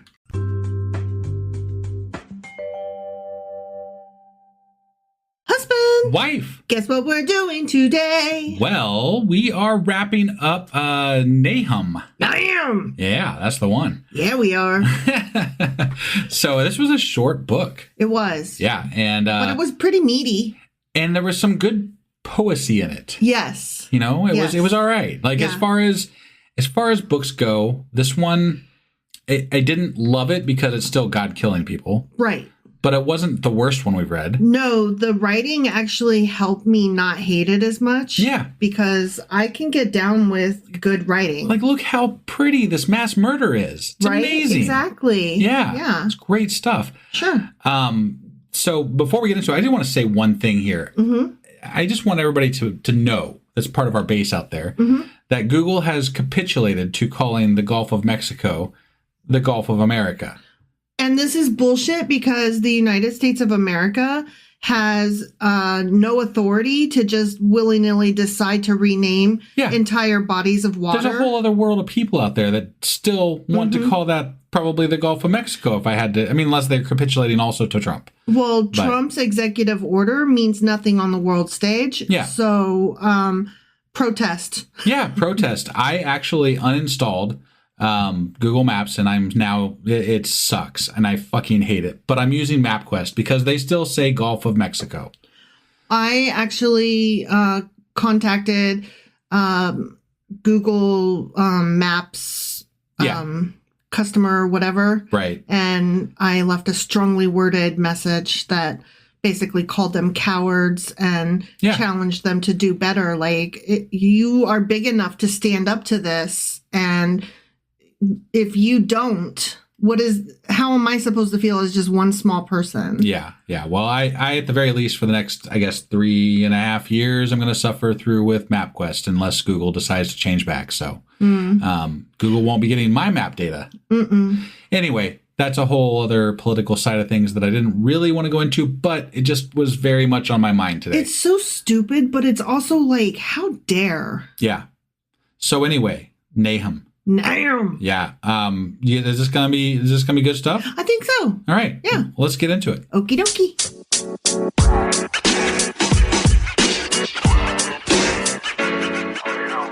All right. Let's talk about Nahum. Nahum. Nahum. Nahum. Damn.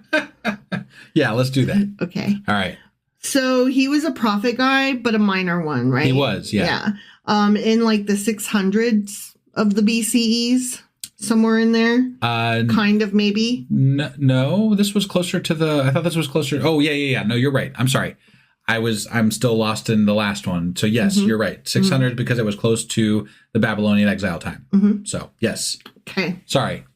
Continue. So he came from a small village, as we said. Thank you, sir. Yeah. On the banks of the Tigris, known as El-Kosh. Okay. Okay. And it said that in the first verse.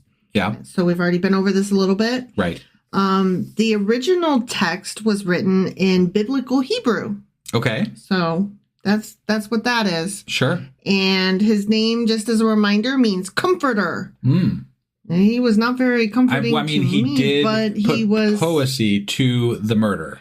So I guess that as far as talking about being mass murdered, if there's poetry with it, it's a little bit more comforting than if you're just like, I'm going to kill you. Well, he was comforting to his people. Right. Saying, not others. Those fucks over there, they go get it. Right. And that was a form of comfort. Yeah.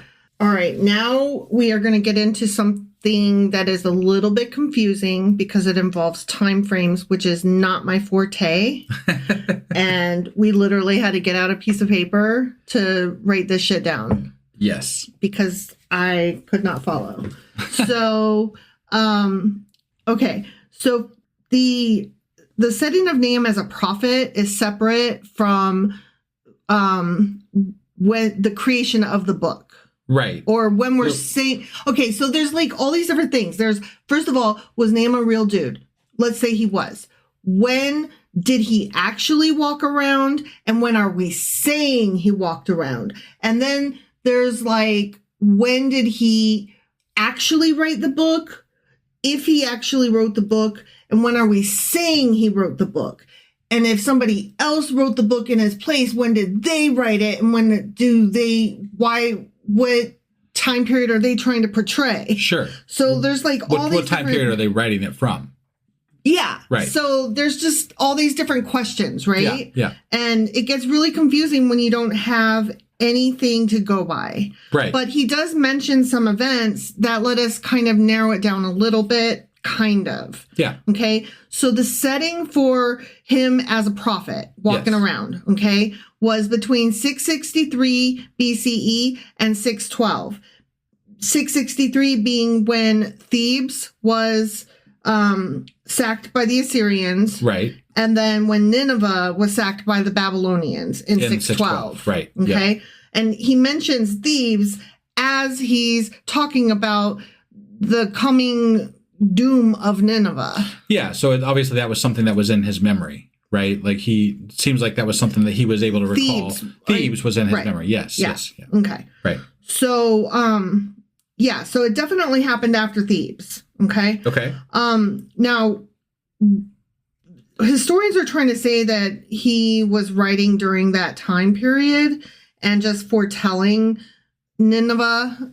You know how I feel about that, but the destruction of Nineveh in 612. Yes. Right. But Which we've talked about this in other books too, where I feel like that kind of stuff is easy to foresee because the armies, I mean, they don't move fast. They're slowly coming at you. So that stuff would be something that would be easy to foresee. But you pointed out something about the specificity of what was said about the attack on Nineveh. Well, I mean, on the one hand, if he is reading the political winds, it doesn't take a fucking rocket science to see that this shit is about to go down. Right. Okay. Right. So, yeah, okay. Under those circumstances, sure, he could have written this before Nineveh fell. Right. But as you pointed out, with the specificity of him describing the scene, it seems more likely that he wrote it after Nineveh fell, in my opinion. Yeah, or it was revised later in another time period. Yes.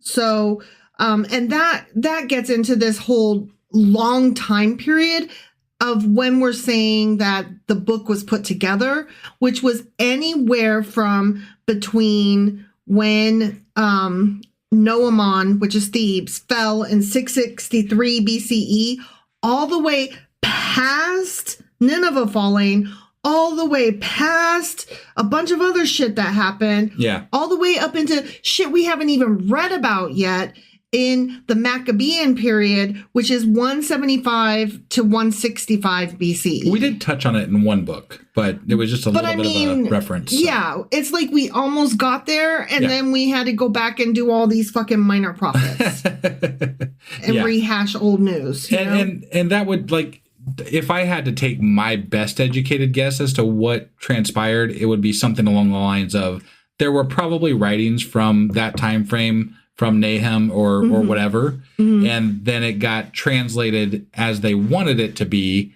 when they revised it later around the time of the Maccabeans. So that would be my best guess. Yeah, because I mean, the time of the Maccabeans, from what I understand, is when they were trying to like gird their loins and get back together. Yeah, they were pumping up the team. You know, so they wanted to like have all these writings that were like, "We're awesome! Look how stand together, right. United we stand." And God took care of our enemies. See, look, he did that. So yeah, cool. Okay, so Nahum would have been running around spouting off his message sometime between these two events, hypothetically. Yeah. But then the book got put together later. Right. And it's hard to tell exactly when it was all specifically written because of certain historical context. Exactly. So getting past that, whenever it was written, this whole fucking 663 year period. Right. Okay. 600 years or so. 400-year period. But okay, whatever. It's a lot of years. Right. It's centuries we're talking. Or I'm sorry, 500. Yeah. 500. It's centuries, though. Yeah. So sometime during that... Which is why I would say there was probably something written. Yeah. It just probably maybe got revised later on. Sure. So sometime while that's all happening, the book itself, he's addressing it to both Judah and Assyria. Sure. Okay? And the book's principal theme is about the destruction of the Assyrian city of Nineveh, which was founded, let us not ever forget, by the first world dictator, Nimrod. Okay? So, good old Nimrod. Was it really? Mm-hmm. Okay, I think we touched on that. Yep. Yeah. Okay. That was stated back in Genesis chapter 10, verse 11. I just, whenever we talk about Nimrod, I mean, other than I know he's a great hunter is what it meant. Yeah. But I always associate it with the fall of the Babylonian Tower. Because there was something involving him with regard to that too. Right. So. Yeah.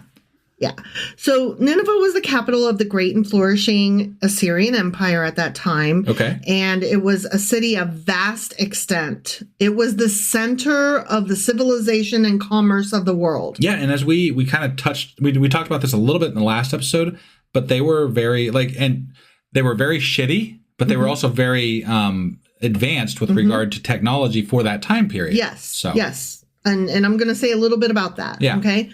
Nineveh was destroyed by fire around 625 BCE, and then the Assyrian Empire came to an end, thus changing the face of Asia.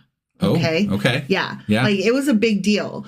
But there's some question, like, it got destroyed by fire, but there was also questions about it being flooded at the same time. Right. And that's kind of mentioned, open the gates because... open the gates to let the water through is one of the verses in there. Yeah. Because of it, where it's situated right on the Tigris. Sure. And they had aqueducts. Okay. And so there was this little allusion to a story that I read. Not the story itself, but the thing I read was alluding to this other story. Yeah. About how the king was burning everything because he's like, I'll destroy it before I let you have it kind of thing. Yeah. So he was destroying all of his shit. Okay. Okay. All his cloth and robes and stuff. Right. And so, as that may be part of why it was burning, but as it's burning and people are like seeing fire, they're also letting the water in. Yeah. So, that it's interesting that like it got flooded and burned. Yeah, no, that is very interesting. Right? It's renowned for having been burned down, but there are stories about it having also been flooded. Right.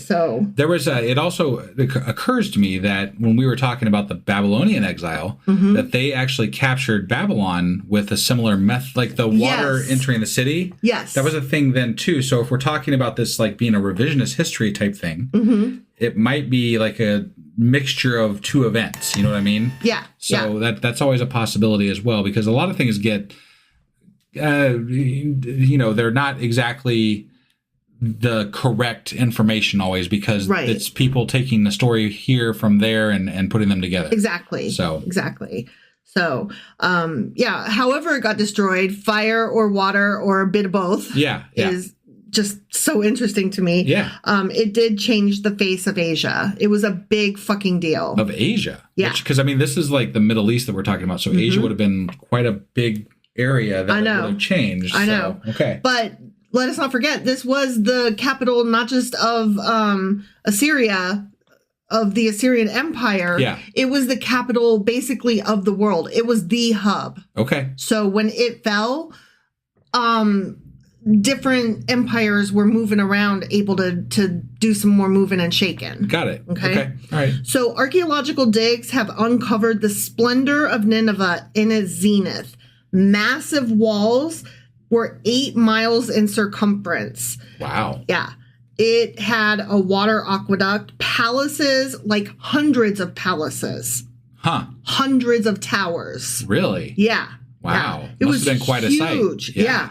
It had a library with 20,000 clay tablets. Holy shit. Yeah. They were quite advanced. They were. Yeah. Including accounts of a creation story in Enuma Elish, which I'll tell you what that is in a minute. Okay. And a flood in the Epic of Gilgamesh. Right. So they had both of these creation myths in their library. Huh. Okay. Enuma Elish is a Babylonian creation myth. So they had a Babylonian creation story in their Assyrian library. Yeah. Like, let me just explain to you how awesome that is. Like, I belong to a library system in Ohio, okay? The Dayton Metro Library. Yeah. And it is fucking awesome. But it doesn't always have access to things that I want. So I'm able to go online and through the Libby app, which is an app that connects with online libraries. Yeah. I'm able to get in contact with other libraries in other states. Sure. And find what you want.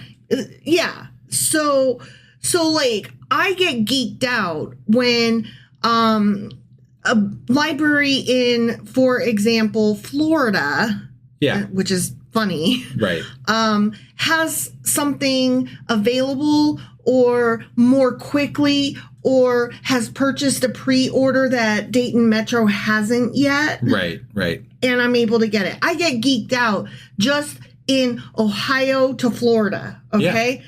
This is fucking Assyria has in their library a Babylonian story. Yeah. That's amazing. It is. Okay, I'm sorry. Especially for the time frame. I get really excited over book I don't think stuff. it's any further than Florida would be for us. But I mean, the fact that it was harder to get to and from those places back then would have made this much more incredible at the time. Well, not just that, but they had their own belief in how the world started, but they had information. Like they had this other story of how somebody else thought the world started. Well, I mean, knowledge is power, right? Right, but the fact that they felt like they didn't view it as, like the librarians, that is, did not view it as,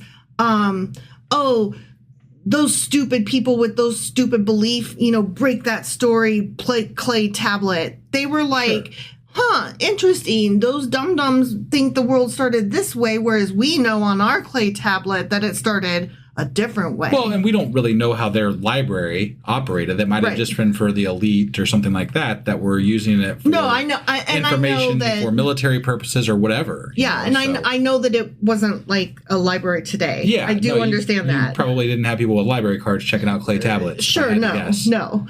I'd love to have a picture of one of those clay tablet library cards, though. Right? Yeah. So let's talk about this Babylonian creation myth real quick. Yeah. Again, it's Enuma Elish. Okay. And I looked it up to see how to pronounce it. I think I got pretty close. Okay. Yeah. And it is named after its opening words, meaning when on high. Okay. And it's from the late 2nd millennium BCE. And it's the only complete surviving account of ancient Near Eastern cosmology. Huh. Yeah. Interesting. It has about 1,000 lines and is recorded in Akkadian on 7 clay tablets. Okay. To tell this story. 7 clay tablets. I'm sorry. I get so geeked out over library book stuff, okay? I can't help it. And it describes the creation of the world, a battle between gods focused on the offering to Marduk. I've heard that before. Mm-hmm. Yeah. The creation of man destined for the service of the Mesopotamian deities. And then there's a long passage praising Marduk. Okay. All right. So it's got all this different stuff in there. Yeah. Okay? I feel like we've talked about Marduk before. We have. Okay. We have. There's an entire passage that's missing, but even so, they can tell context. Yeah. So this is just so cool. Okay. So Assyria lasted a few more years after the loss of its fortress in Nineveh. Okay. But attempts by the Egyptian pharaoh Necho II to rally the Assyrians failed due to opposition from King Josiah of Judah, and Assyria was pretty much done by 609 BCE. Huh. Yeah. Like it was burnt. Just to put this in our previous talks and previous books, but it always seemed to us as we've been reading through this that Israel is in quite a strategic place in the Middle East, right? And Egypt and Babylon and the Assyrians are all kind of converging on this one spot, right? Which ends up being Israel. Yeah. So it almost feels like these people that lived there had this undue influence over how the world was shaped at that time frame because of where they sat geographically. Yes. And maybe because of that specifically have an undue influence on the religions of the world. Yes, exactly. It's true. It's true. It just, it was the crossroads of everything. It was the crossroads of wars. It was the crossroads of civilizations. It was the crossroads of everything. When we call that area the Fertile Crescent, it's not just because the ground was fertile. Right. Like, yes, it was because, it was the land located between the Tigris and the Euphrates. Sure. Like that whole, place where man started, et cetera, et cetera, et cetera. Yeah. But it also was the creation of civilization. Like it was fertile grounds for whoever could claim that land and call it home and make it a hub. And you had humans that lived further away, but they were more tribalistic and they were not as advanced as the people that were living here, where this is where society kind of began, so they definitely have undue influence on the current state we're in. Yes. With regard to this is why we're still talking about it. This is why we're reading the fucking Bible with these Bible stories because of where they were geographically. Essentially. Isn't that amazing? It is amazing, yeah. Yeah.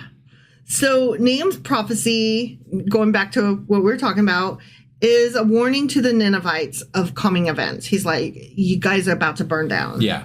I have a story for you. Yeah. Although he is actually pretty stoked about the impending destruction and the whole thing, these 3 chapters, is basically a low-key celebration of the fall of Assyria. Yeah. Well, I mean, I guess if you're a religious Israelite at the time, there's 2 things going on, right? They treated people that were not of their ilk shittily. So you got, very much not good things happening to you over there. Which we will get into. Right. And on top of that, you would see their culture as being against a lot of the things that you stood for.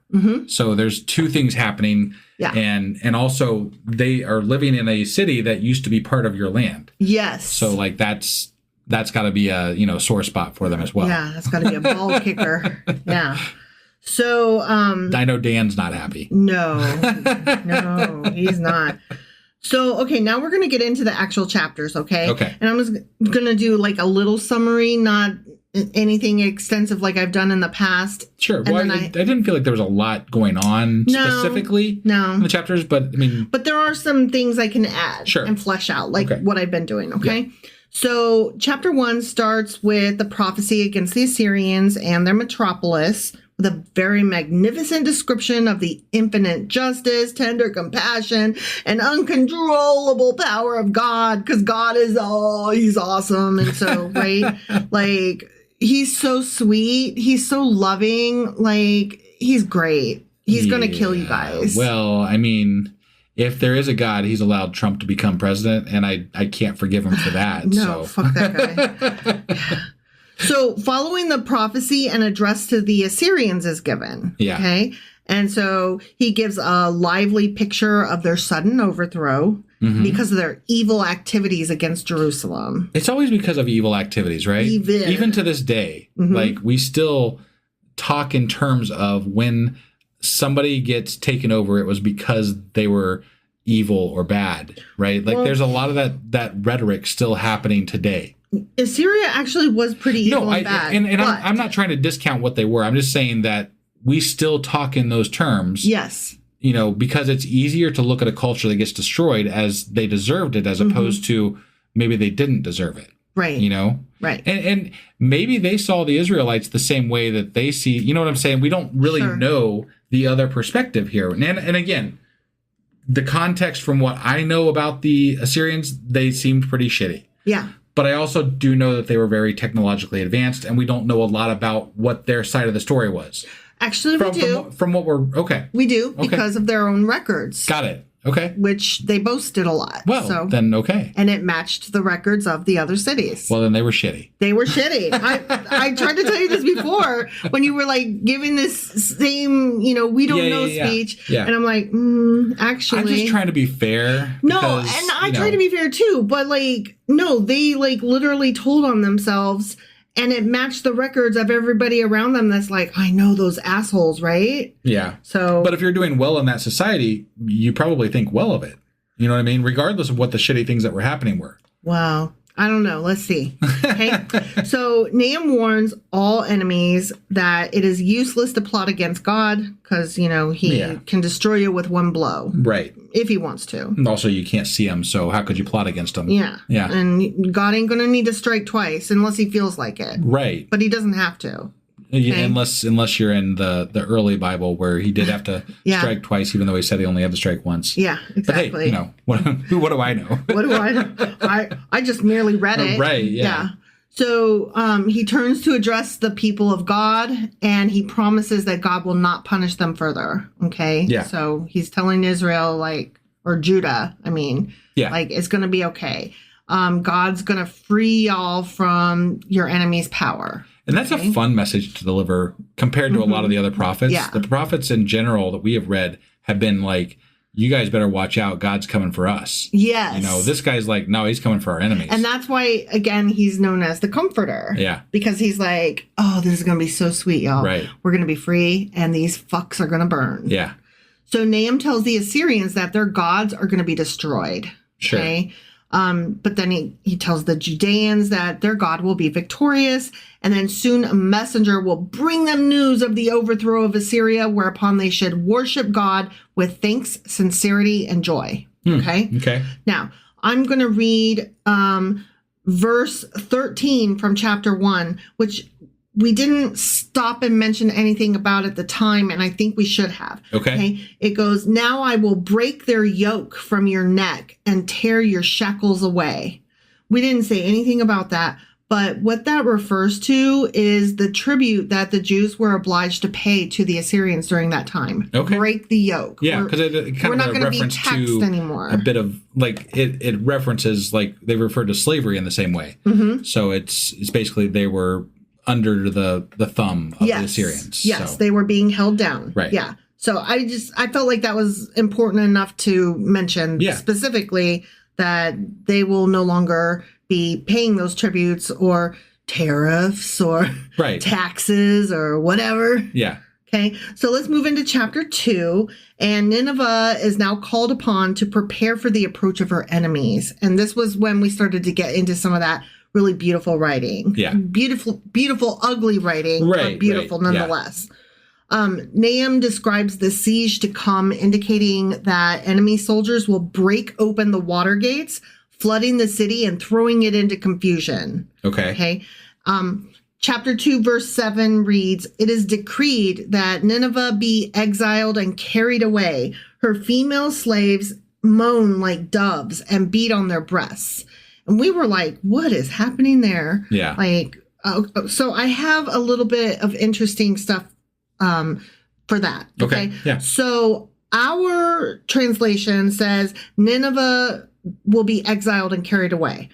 Other translations earlier say Huzzab shall be led away captive. Okay. We don't know what that word means. Oh. So perhaps Huzzab was the queen of Nineveh who had escaped the burning. Okay. As there's no account of the queen being burnt, only the king. Okay. Got it. Okay. We also hear about the concubines and the eunuchs. And so we could conclude that the queen escaped. Okay. Got it. And is represented here as being brought up and delivered to the conqueror.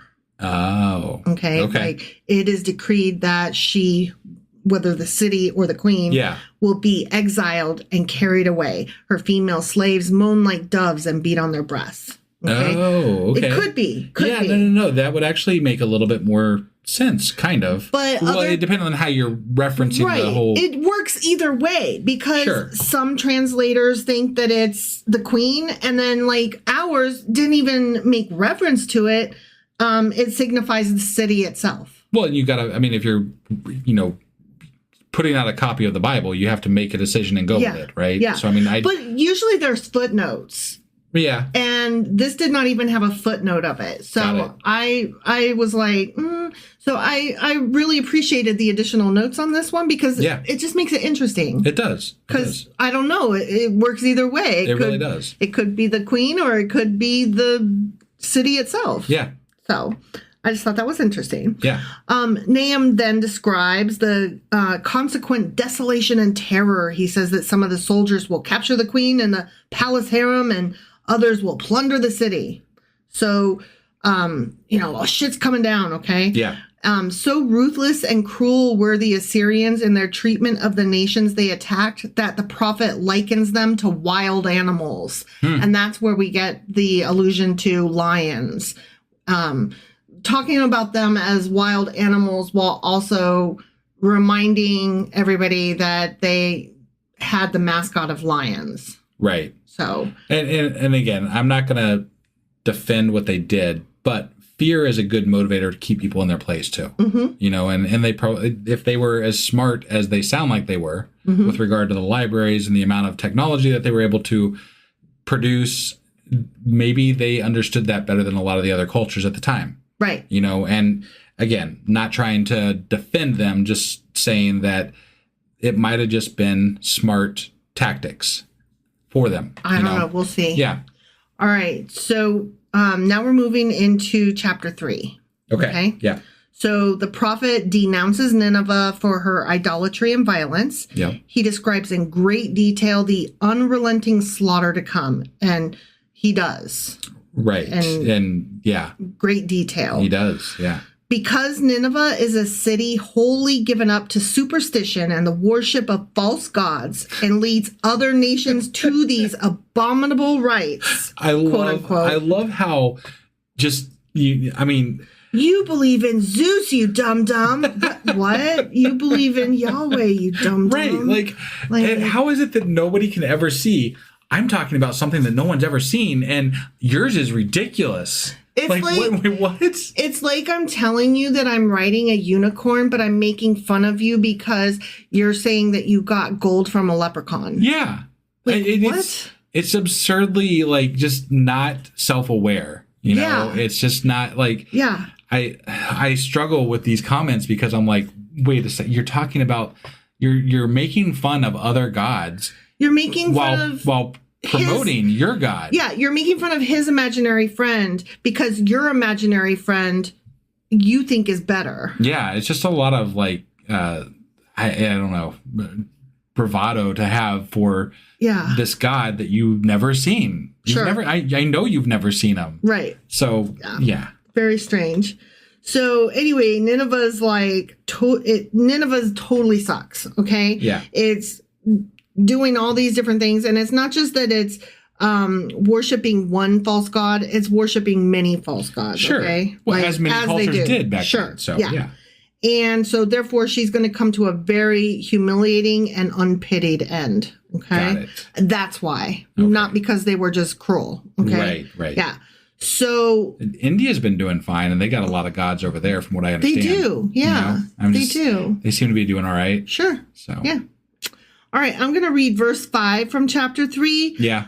I am against you, declares the Lord Almighty. I will lift your skirts over your face. I will show the nations your nakedness and the kingdoms your shame. And we did talk about that a little bit, remember? We did. Yeah. And we were like, oh, yeah, why always with the nudity? Like, shame, right? Right.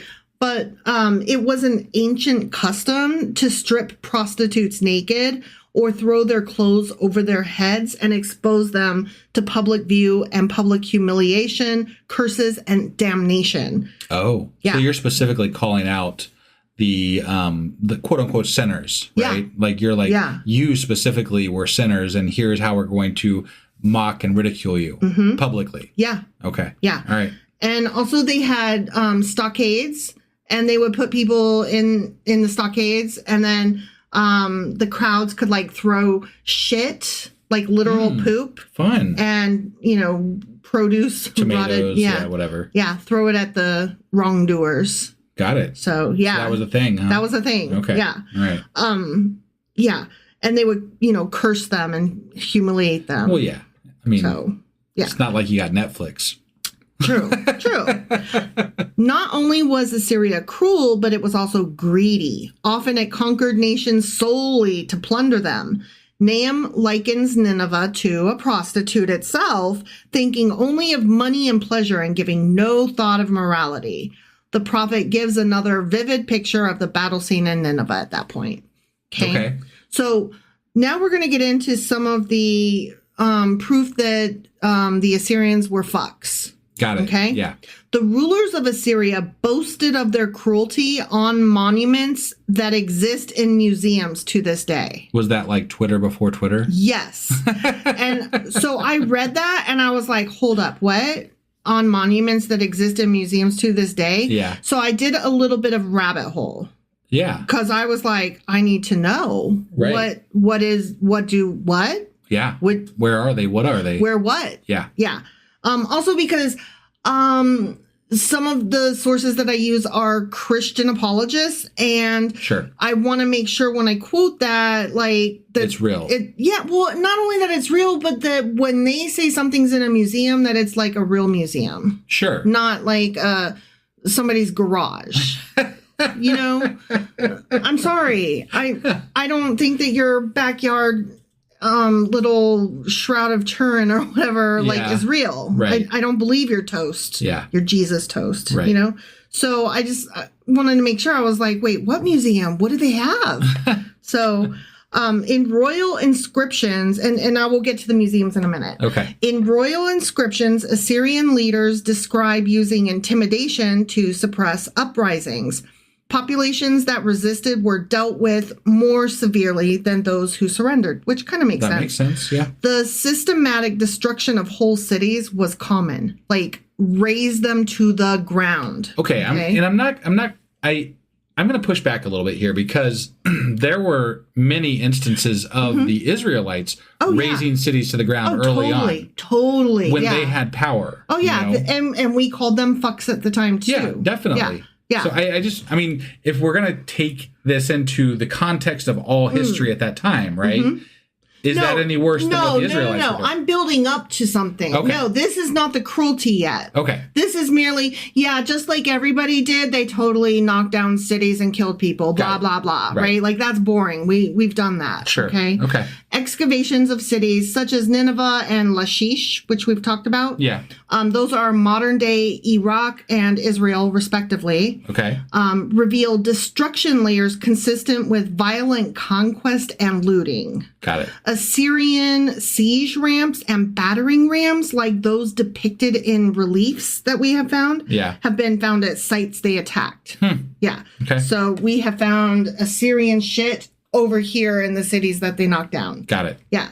So Assyrian records describe each city's transformation and the way religious sites, temples, and palaces were affected by their assaults. And by affected, I mean knocked down. Right. Yeah. Like boom, baby, boom. Okay. Yep. Letters and administrative records confirm mass deportations. Can you imagine, like, I'm just carving this on my clay stone. How many people did I deport today? Well, they obviously revered the written word. Yeah. Record keeping was like very important for them. Yeah. Though many captives were retained as slaves, and the source that I read said enforced, what was it? Like forced labor. Sure. And I was like, you mean slaves? Right. Yeah. Let's call a spade a spade. That's like when we were, they said servant way too many times in the Bible. And I was like, yeah, that's a slave. Yeah. Do they have the freedom to not serve you? Then that's a slave. Right. Yeah. Though many captains were retained as slaves, often large-scale resettlements were carried out, and at one point, over 150,000 individuals were relocated to different regions.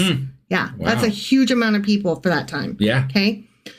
Many were assigned to new lands within the Assyrian Empire, and these measures aimed to integrate conquered populations. Sure. Like, if I'm mixing everybody up with each other, you don't know anybody. So, like, it keeps you from, whispering in the corner over there where I'm not looking and, starting a rebellion, right? Well, yeah, if you're around people that are loyal to us, we know that they'll keep an eye on you while, like... Well, and none of you speak the same language, so there's that too. Yeah. And, you're a fish out of water. You don't know where anything is. You don't know anybody. You don't know the local customs. Sure. Yeah. So this would prevent future uprisings and strengthen their control. Yeah. Okay. All right.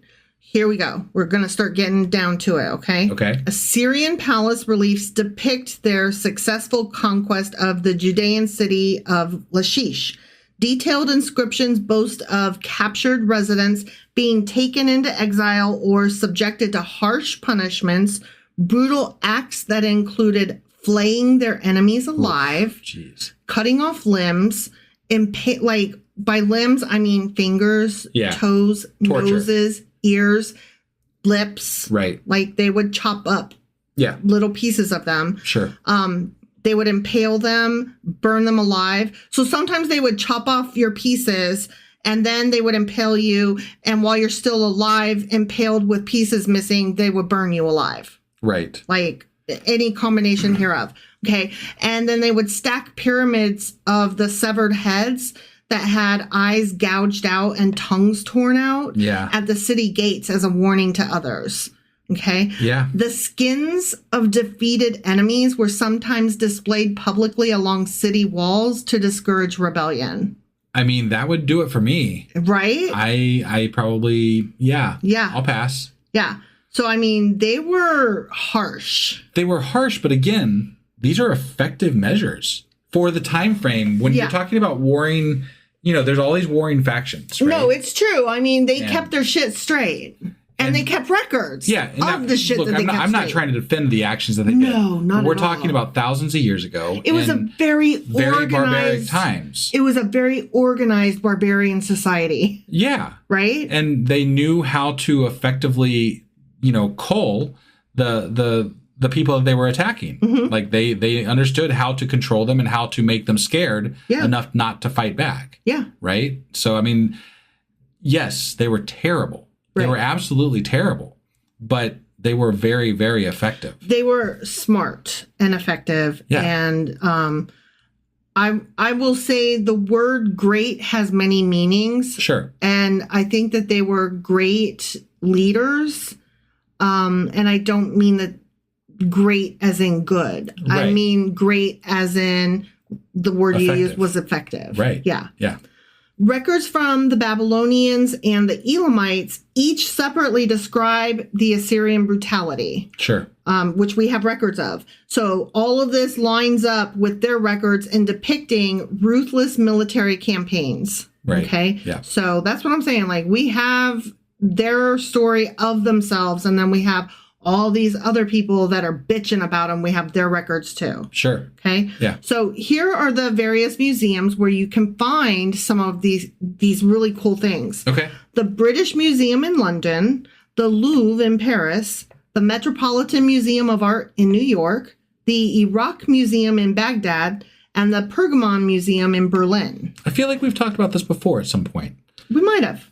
Because I recall going over some museums that held these things cool before. Stuff. Yeah. Yeah. And we have talked about the Assyrians multiple times. Yes. So I feel like this is, when you said that, it kind of just rang a bell in my head. Like, I think we've talked about this before. We might have. So it could be wrong, but yeah. There's some cool stuff happening in history, you know? Well, yeah. So. No, and that like, I feel like we could do this whole Bible over again at some point. Yeah.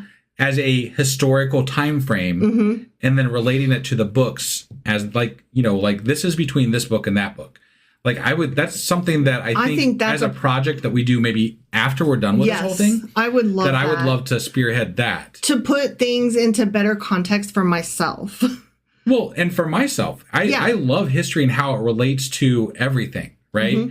And I feel like that aspect of understanding the Bible is very, very important because there are so many cultures that disappear or get integrated or get moved around or, whatever the case may be. But it's hard to see it all through the lens of what we're reading in the Bible. And you have to step out and see it from the greater lens of what's going on in the world at the time. Yeah. And that's something that I would be very interested in putting back into context with regard to the Bible. Yeah. Totally. Because it would make things make a little bit more sense, I think, sometimes. So totally agree. Each of those museums that I mentioned houses artifacts showcasing Assyrian history, such as royal inscriptions, reliefs, or cuneiform texts in the form of letters and administrative records. These artifacts are all evidence of Assyrian military campaigns, warfare, propaganda, and governance, spelling out their use of terror as a psychological weapon for empire building. Which is why I was saying they're very smart. Yeah. Like, to share this stuff publicly on things is terrifying to your enemies. Yeah. Right? They're like, that's what they're going to do to us. If we lose. I'll skip the rebellion meeting tonight, guys. I'm out. I have a date at McDonald's. Me. All right, so moving on. Yeah. Okay. Nineveh's final ruin will be similar to that of Thebes, says our guy Nahum. Okay. Yeah. Which also is to say, you guys did this terrible thing to that city over there. Now it's going to happen to you. Yep. Right? Yep. Exactly. Yeah. So, and Noamon, Thebes was a very famous city, Egyptian city. Yeah. So, just a reminder. Sure. The prophet then describes the great ease with which the strongholds of Nineveh will be taken. He declares that all her preparation, her vast numbers, her great opulence, and her many strong leaders will be of no avail in the day of the Lord's vengeance, and that her tributaries will desert her. Or Babylonians' vengeance. Yeah. Whichever way you want to look at that. Sure. Yeah. Nahum reminds Nineveh of what happened to the city of Thebes in Egypt. It was very well defended and had strong allies, but it was conquered and its people were taken into captivity. So he's like, it could happen to you guys. It's going to happen to you guys too. Yep. Yeah. He's saying the same will happen to Nineveh. Its outlying fortresses will be demolished easily. When troops in the city hear of this, they will lose courage and the city will be overthrown. Okay. And now I'm going to read verse 9 from chapter 3. Cush and Egypt were her boundless strength. Put and Libya were among her allies. And I mentioned at the time that Cush was in the upper Nile region. Yeah.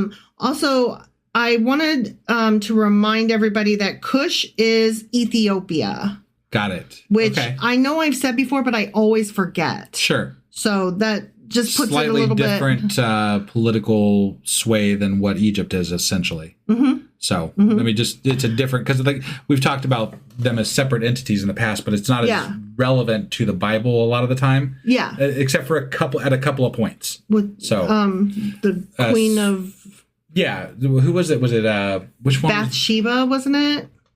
Well, yeah, no, Bathsheba was part of Bathsheba was one of the mothers of one of the people for Israel. Samuel. But it was the Queen of Sheba. Queen of Sheba, yeah. Okay, sorry. Yeah. I get my Shebas mixed up. She visited, oh, God. Oh, was that Samuel? It might have been, it was whatever. No, Solomon. Solomon, yes. It was Solomon. The wise one, that's right. Yeah. Yes, thank you. Sorry. That was going to bug me because I knew the answer, but I couldn't come up with it on the spot. Yeah, she came to see him. Yeah. And then took away the ark. Maybe, yeah. I think. Sure. I think she got it in Ethiopia. Well, still theories about that. So I know. It's a great story anyway. Yeah. So Put and Libya, Put is a part of Africa. Okay. Yeah. So this part of Africa named Put and Libya were all within reach of forming alliances with Thebes. Okay. No Ammon. Yeah. Okay. So it's a really big deal when he's like talking about these cities. They were strong and they were helping Thebes. Yeah. And Thebes still went down. Yeah. So I don't know. I don't know what to tell you. Sure. You're going down. Right. Fuck off. They may store water in case of a siege and strengthen the city walls to withstand the battering rams, but all their precautions and preparations will prove to be useless, and the city will be burnt to the ground and left as bare as a field that has been stripped by locusts. And we had mentioned something about the way they phrase the locusts, so I wanted to just say a little bit about that, and then we'll be done. Okay. Yeah. So verse 17 reads, "Your guards are like locusts, your officials like swarms of locusts that settle in the walls on a cold day, but when the sun appears, they fly away and no one knows where." And we were like, what? And because you were like, I thought they swarm. Yeah. What is happening? So here's the thing. The locusts are said to lie in shelter around the hedges of fertile spots when the weather is really cold. Okay. So they'll settle in and curl up in balls and be like, it's so cold. Right. Or during the night, right? Yeah. But as soon as the sun shines and it's hot, they come out to forage or they take to their wings. Got it. So, that's when you can't catch them. Because they're just... Well, they're swarming. They're swarming. Or they're doing something. Yeah. So anyway, that's what they were saying about that. Okay? Got it. Yeah. About the locusts. Assyria's leaders are going to be killed, leaving the people leaderless and an easy prey for the attackers. Assyria will fall, never to rise again, and those who suffered from its cruelty will then rejoice. Yeah. And so that's the entire book of Nahum. Yeah.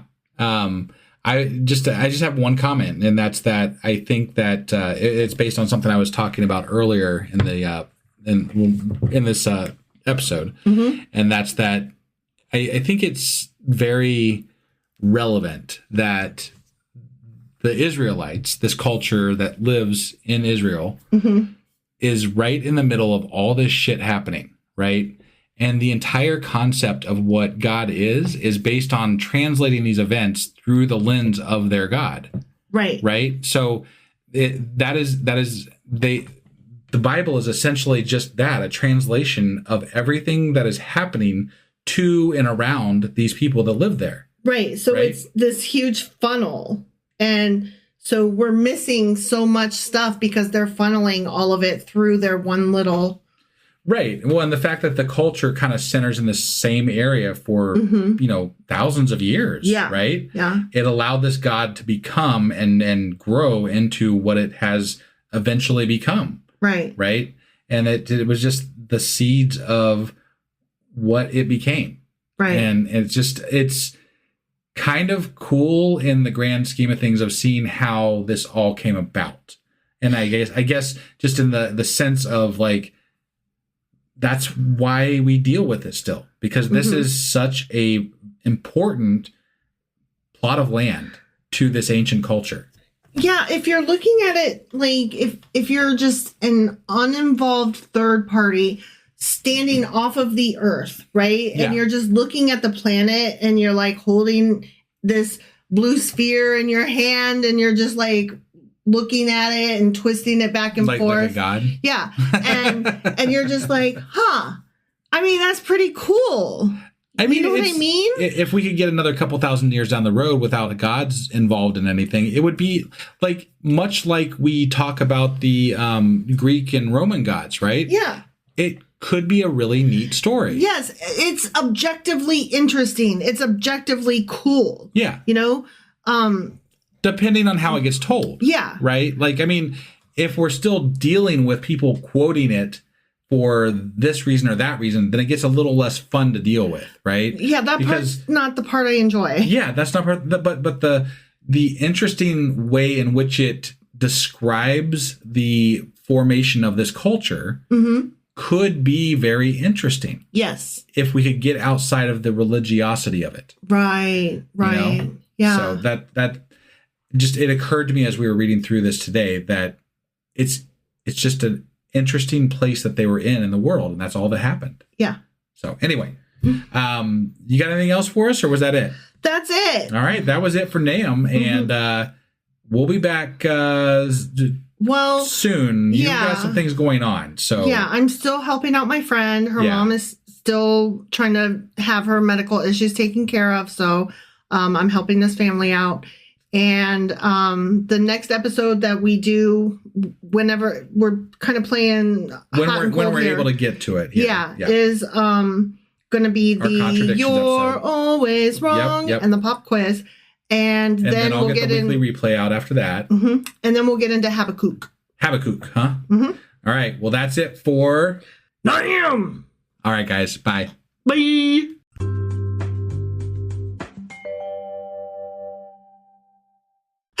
Wife, do you know what we're doing today? We're finally getting to our Contradictions episode. You're always wrong. Not today. No, you are. You're always wrong. You're always wrong. All right. So, do you have some good contradictions for us today? I have some mediocre contradictions. Okay. At this point, we've gone through the majority of them because we've already hit them from the other books that we've read. Right. Yeah. They are very repetitive. We're toward the end of the Old Testament, and so, yeah, right. We're running out of, like, legitimate contradictions that are new. Yeah. At this point. There's only 3 books left of the Old Testament, something like that. Right. And the Old Testament has been pretty consistently the same thing, you know? So, like, it's not like we're covering new ground or breaking new ground here with any of the things we cover. Right. God kills people and he's shitty, and then he redeems a small section, and then he's shitty again, and whatever. There's nothing new about Nahum. Right. All right. Well, are you ready to get into these mediocre contradictions? I sure as fuck am. All right, let's do this. Okie dokie.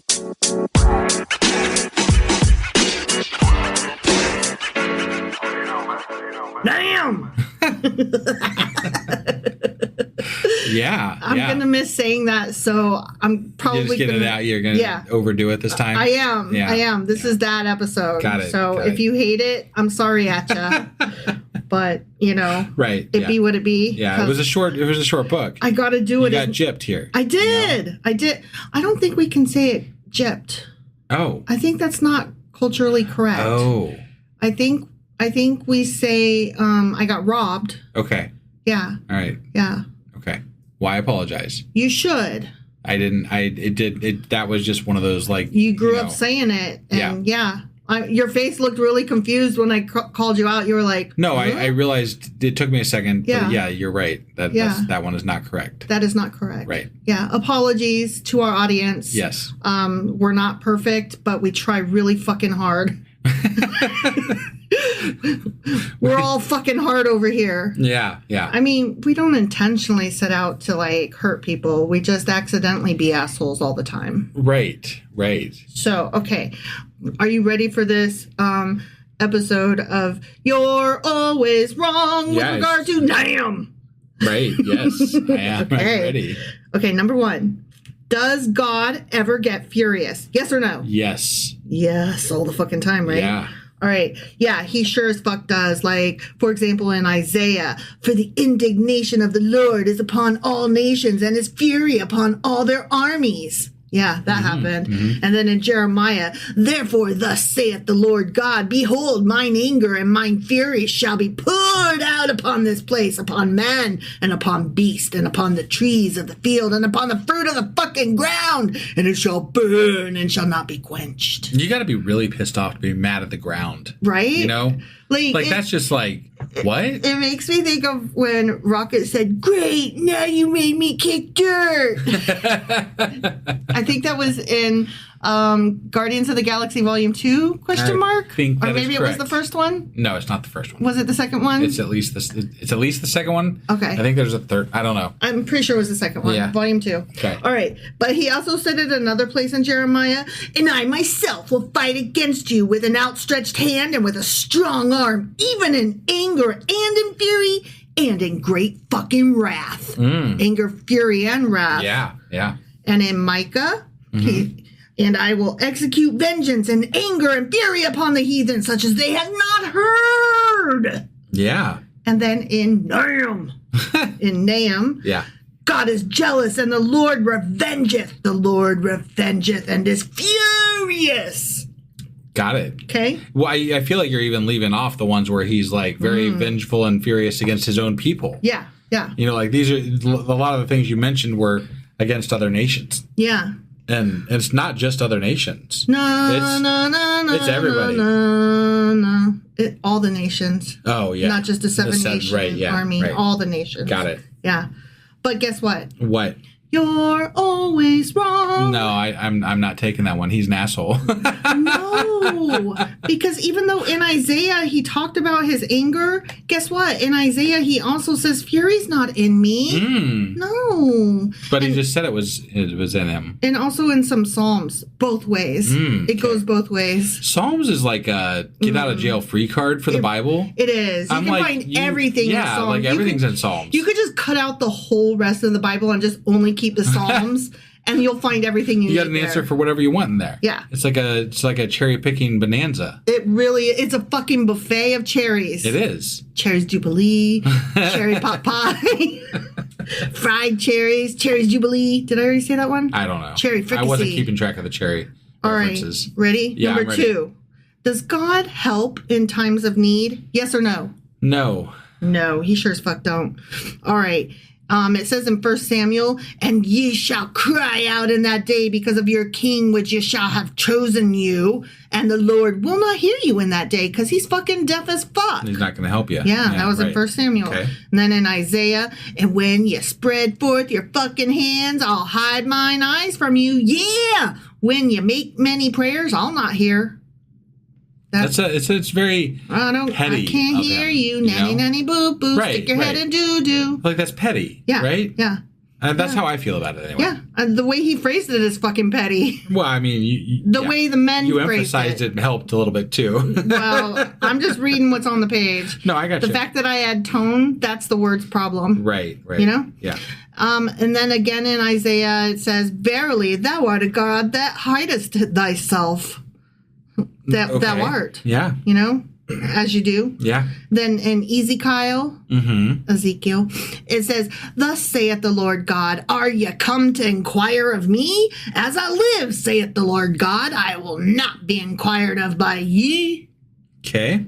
Okay. And then in Hosea, Right. it says, they shall go with their flocks and their herds to seek the Lord, but they shall not find him. He hath withdrawn himself from them. Now I would say I'm gonna caveat this because I feel like people would be like, well, he's talking about people that are not worshiping the Lord correctly and not, listening to his ways and following his path and all these things, right? Well, but the question didn't specify. It just said, does he help people in times of need? Sure. And the answer is No, not if you don't fucking feel like it. Right. No, absolutely. And only sometimes he does, even if they don't deserve it. So, Right. Yeah. Just depends on his mood and nepotism that day. No, I get it. And finally, in Micah, it says, "Then they shall cry unto the Lord, but he'll not hear them. He will even hide his face from them. Nanny, nanny, boo-boo, stick your head in doo-doo." Yeah. But guess what? What? You're always wrong. Okay. Okay? Because in addition to several Psalms, yes, he does, of course, help people in their time of need, such as in Nahum. It says, "The Lord is good, a strong hold in the day of trouble." Okay. He's going to help. I guess. Trouble right here in River City. Okay? That actually is important. I want you to remember that, okay? What am I remembering exactly? The Lord is good, a strong hold in the day of trouble. Okay. Okay? Just remember that. Sure. Right here in River City, trouble. I got it. Okay. I'm helping you out for later. Okay? Number 3. Will God flood the earth again? No, I mean, yes or no? No. He made the covenant with, Noah. Yeah. And there was the rainbow and the whole thing, Yeah. Yeah. Rainbow. Yeah. Okay.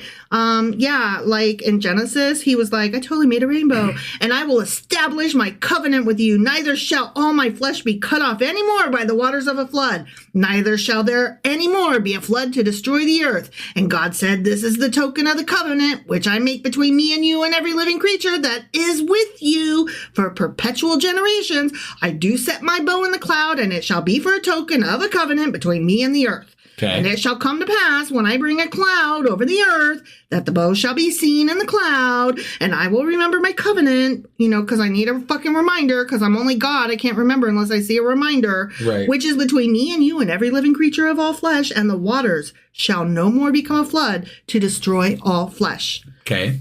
That was in Genesis chapter 9, verses 11 through 15. And I read all 4 of those verses because they all talk about what a fucking promise he made. Yeah. But guess what? What? You're always wrong. He's going to destroy all people? In Nahum. No, the question was, is he ever going to flood the earth again? Right. Is he going to flood the earth again? Yeah. But with an overrunning flood, he, God, will make an utter end of the place thereof, and darkness shall pursue his enemies. Well, but again... He's going to flood it. Yeah, but he's not talking about all of the earth and all that the wasn't flesh. well, okay. There was, Will he flood the earth again? Well, okay, yeah, but he's going to overrun... the enemies. He's going to overrun Nineveh. Yeah. But that's not all of the world. No, you're right. But still, I just feel like he's like, what? I didn't flood the earth. I only flooded a city. Well, yeah, he's definitely like, he found a loophole. He definitely finds loopholes. He's like, if I flood this city today and that city tomorrow and the other city on Saturday. Right. And then after that, the whole world happens to be flooded. I didn't flood the whole earth. That's not my fault. I flooded 3 separate places and the floods converged. But that's got nothing to do with me. Like, I just feel like that's what he would do because he's a fucking loophole finder. Well, he said he would not destroy all flesh with the flood. And so I feel like you're being... Like, I feel like that's a little unfair. I feel like you're right, but I feel like... And I'm not trying to defend God. I'm just, You're right. He's not flooding the whole fucking earth. He's merely flooding a fucking city. Right. But he made it seem like he wasn't going to send any more floods. Or, like, that's the way we read it. And maybe that's our fault.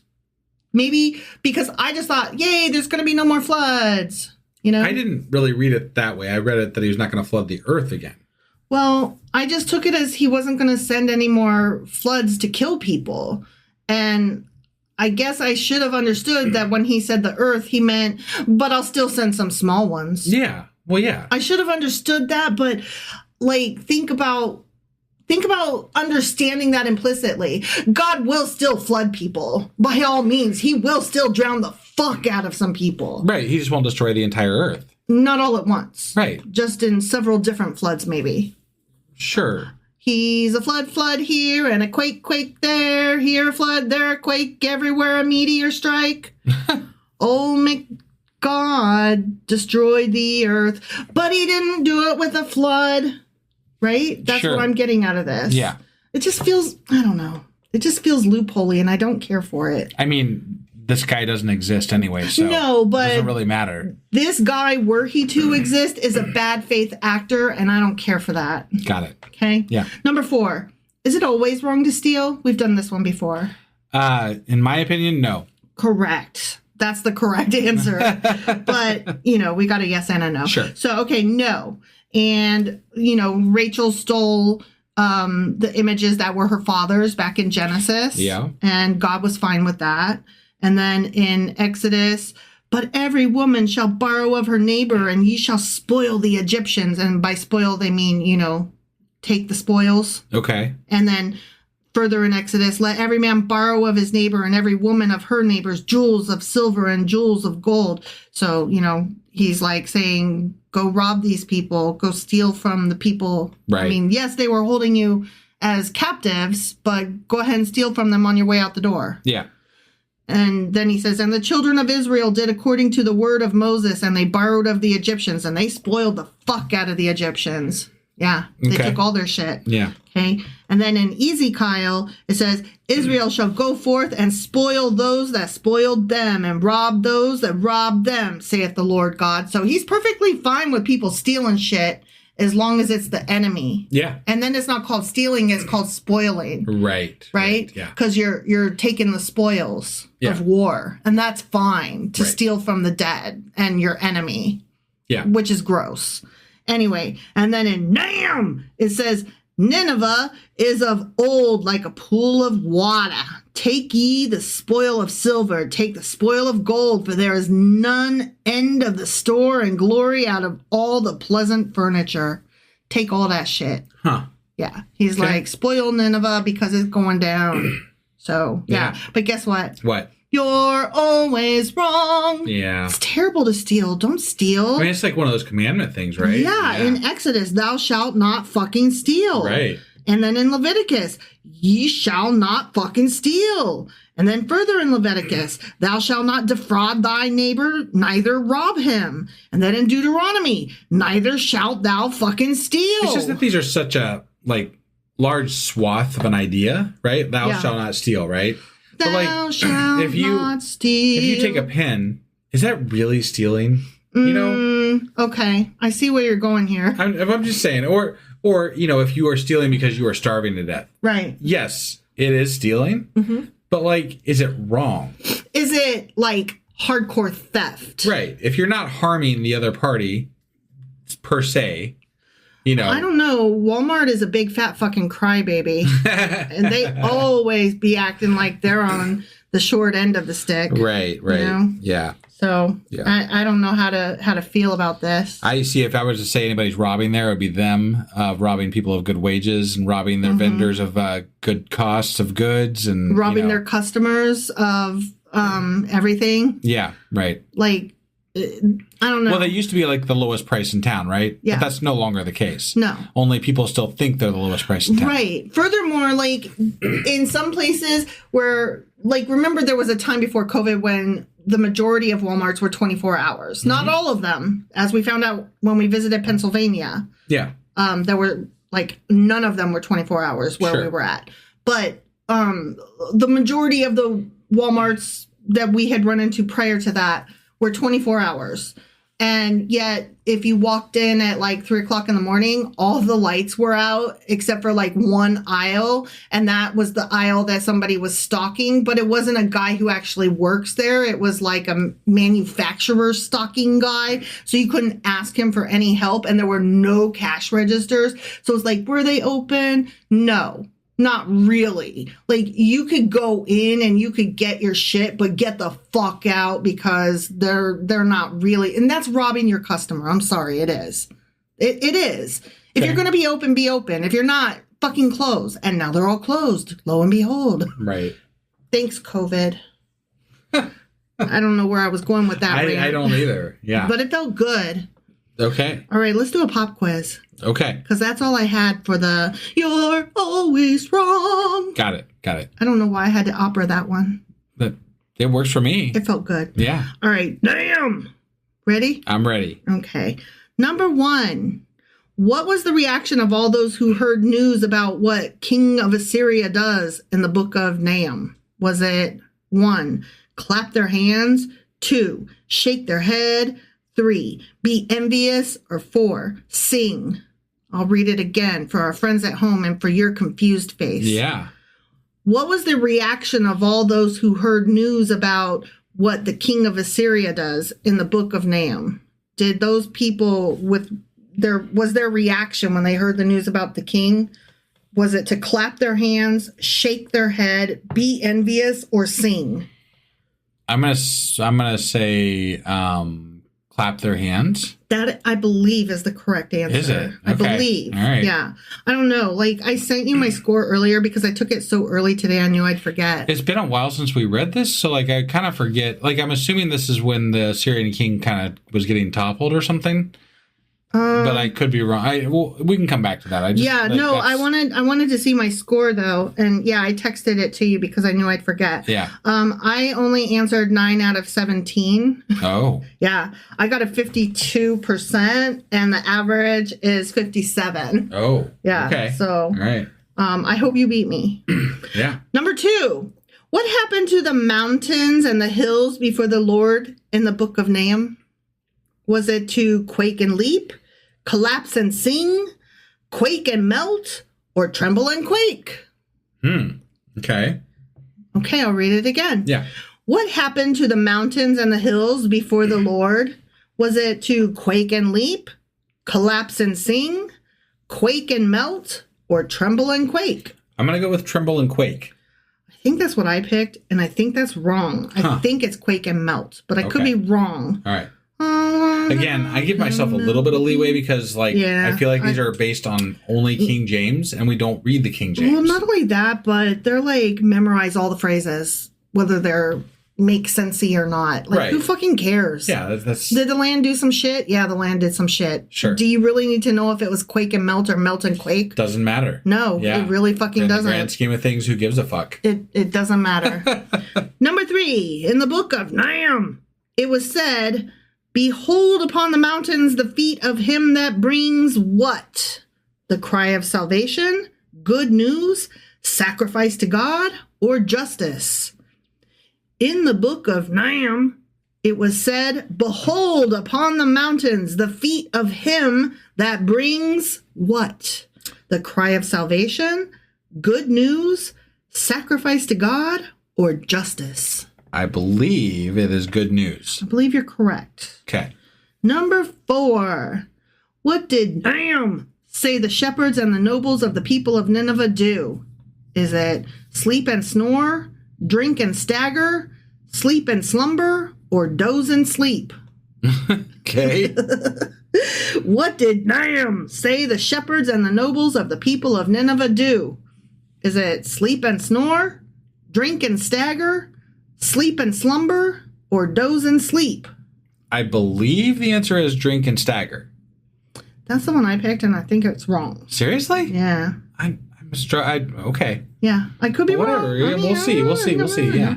Number 5. The wrath of the Lord in the book of Nahum is poured out like what? Is it water, fire, vinegar, or gall? The wrath of the Lord is poured out like what? Is it fire, water, vinegar, or gall? I am going to have to go with, I don't know the answer to this one. So, I mean, can you really pour out fire? But I'm gonna go with water, I guess. Okay. Because we talked about flooding Nineveh earlier. Sure. And I don't think that they talked about, there's different interpretations of what they did to Nineveh. Some books say flood, some say fire. Right. So, like, it kind of maybe depends on which translation you're talking about. Yeah, but I don't know. Anyway, I'm going to go with water. I know it's not vinegar, and I know it's not gall because that's what I picked. Yeah. Okay. So. All right. Number 6. Nahum was given oracle concerning which city? Do I even need to? I mean, Nineveh. Yeah. I'm not even going to reread it for our friends at home because Yeah. The other choices were Samaria or Egypt. Okay. Just so, All right. Yeah. Yeah, I was like, what? Sorry, I didn't mean, if anybody didn't know that, I apologize for giving you the If you answer. didn't know that, that's on you. Because we're dumb. And I mean, there's only two things we remember about this. And it's Nahum, because it's his book, and he prophesied about Nineveh. Right. I mean, that's the biggest things. And he was talking to Judah. I remember a little bit more than that, but I mean, Okay, I'm just saying. Number 7. What were the princes and the scribes of Nineveh? What were the princes and the scribes of Nineveh likened to? Was it locust and lion, owl and cuckoo, grasshoppers and clouds of locusts, or grasshoppers and nightingale? All right, I'll read it again for our friends at home. Yeah. Okay. What were the princes and the scribes of Nineveh likened to? Was it locust and lion, owl and cuckoo, grasshoppers and clouds of locusts, or grasshoppers and nightingales? I'm struggling with this one a little bit, but I'm going to go with the first one.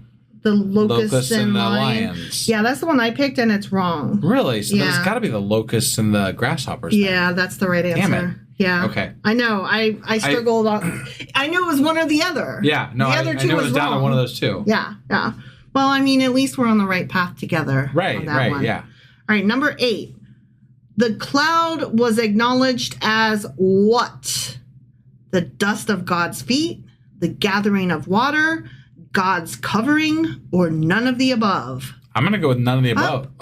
Let me Sorry. read it again for our friends okay. at home. I apologize. Hey, according to the book of Nahum, the cloud was acknowledged as what? The dust of God's feet, the gathering of water, God's covering, or none of the above? And you're choosing none of the above? None of the above. Yeah, sorry. That's what I picked, and I honestly can't even remember. Got it. I think it's the dust of God's feet. Really? I could be, yeah. I don't know. Okay. We'll see. Like, I'm not remembering any of these words. Yeah, I know, me neither. Because the phrasing, the exact phrasing is not important. It's the message that matters. Yeah. And this is trivial bullshit. Sure. Number 9. What will the Lord by no means do according to Nahum? Save the deceiver, advocate for the adversaries, clear the guilty, or pity the wicked? What will the Lord by no means do according to Nahum? Save the deceiver, advocate for the adversaries, clear the guilty, or pity the wicked? I am going to, he's not going to save the deceiver. That is incorrect. I remember. So it's the advocate for the... No, it was clear the guilty. Really? Yeah. Okay. I know. All right. I would never have gotten Man, that. I don't know why I remember that. sucking at this one. Yeah. I sucked too. I think the one I had got was advocate for the adversaries, maybe. Yeah. I don't remember. That was going to be my... Or pity the wicked. I don't know. Right. Not the fool. I do not never pity the fool. Okay. Okay. Number 10. In the book of Nahum, God is described to be what? Jealous, wrathful, avenging, or all of the above? Okay. In the book of Nahum, God is described to be what? Is it jealous, wrathful, avenging, or all of the above? I don't know the answer to this one specifically with regarding to Nahum, but I'm going to go with all of the above. That's the correct answer, whether it's the correct answer or not. Right, yeah. Like, I don't remember, but I just remember knowing that in my heart, that's the right answer. Yeah. In the book of Nahum, the Lord will make a complete end of the adversaries with what? A whirlwind, an overflowing flood, pestilence, or a mighty billow? In the book of Nahum, the Lord will make a complete end of the adversaries with what? A whirlwind, an overflowing flood, pestilence, or a mighty billow? Now, again, I think there are different translations of this, but the flood. I believe that is correct, but I could be wrong. Number 12. What were the fortresses of the people of Nineveh likened to? Was it the apple tree, wheat, the fig tree, or sycamore? What were the fortresses of the people of Nineveh likened to? Was it the apple tree, wheat, a fig tree, or sycamore? I vaguely remember sycamores coming up, I think. That's incorrect, sir. So fig tree then. Yeah, it was fig tree. Okay. Number 13. That one I remembered and got right. Okay. How about that? Yeah, good job. Good job. Number 13. In the book of Nahum, Nineveh is likened to a pool whose waters do what? What do the waters do? Do they stink, run away, overflow, or kill? Nineveh is likened to a pool whose waters do what? Stink, run away, overflow, or kill? Yeah, I don't even remember this a little bit. I'll say kill, I guess. I think I chose overflow, but I don't remember why or if it's right or wrong. Yeah, I don't know the answer there. Number 14.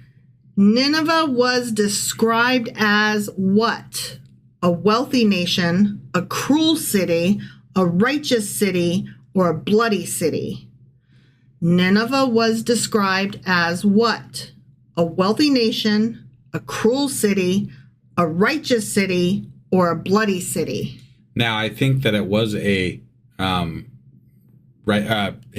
cruel city, and it was also a wealthy city, but I believe the way it was described was a bloody city, because the blood was gonna be running in the streets, and that's what I picked, but I can't remember if it's right or wrong. But I feel good that we picked the same one, regardless. Sure. Yeah. Yeah. All right. Number 15. What did Nineveh do? Oh, wait, let me start over. What did God say Nineveh will do in the book of Nahum? Will Nineveh seek refuge from the enemy, go into hiding, be drunken, or all of the above? What did God say Nineveh will do? Will Nineveh seek refuge from the enemy, go into hiding, be drunken, or all of the above? I am going to pick all of the above. That feels right. It does. That feels like what I did. Yeah. I don't know if it's right or wrong. I don't either. Number 16. What did Nahum affirm will not rise up a second time? Is it temptations, difficulties, troubles, or war? Who was paying attention? Number 16 again is what did Nahum affirm will not rise up a second time? Is it temptations, difficulties, troubles, or war? Troubles. Correct. Right here in River City. Yes. Yeah. I'm glad you were paying attention. Yeah. And you almost weren't paying attention in the question. Well, yeah. But I made you pay attention. Right. Yeah. All right, last one. Number 17. According to the book of Nahum, where is the way of the Lord? Is it in the storm and wave? Is it in the sea? Is it in clouds? Or is it in whirlwind and storm? All right, let me read it again for our friends at home. According to the book of Nahum, where is the way of the Lord? Is it in the storm and wave? In the sea? In clouds? Or in whirlwind and storm? I believe it is the sea, because we talked about Leviathan at one point when we were talking about this book. So Sure. I believe my question was about that. So anyway, yeah, All right. I'm going to go with C. All right, let me give you your grade. Yeah. Okay. Oh, wow. You did more poorly than I did. Oh, awesome. You Yeah. only got a 47. Okay. Let me go back up here and we'll grade them. Ready? Sure. What was number 1, what was the reaction of all those who heard news about what King of Assyria does? It was clap their hands. That was correct. Okay. We both All right. got it right. Yeah. Okay. Number 2, what happened to the mountains and the hills before the Lord in the book of Nahum? Yeah, we both got it wrong. We both picked quake and tremble and quake. Yeah. And the answer was quake and melt, which All is right. stupid. It just seems too much like Salvador Dali painting. Yeah. Like mountains melt. Right? Yeah. Like, what's melting? Right? That's dumb. Yeah. Yeah. Number 3, In the book of Nahum, it was said, behold, upon the mountains, the feet of him that brings, and we got it right. It's good news. Okay. Yeah. All Good right. on us. Yeah. Okay. Number 4, what did Nahum say the shepherds and the nobles of the people of Nineveh do?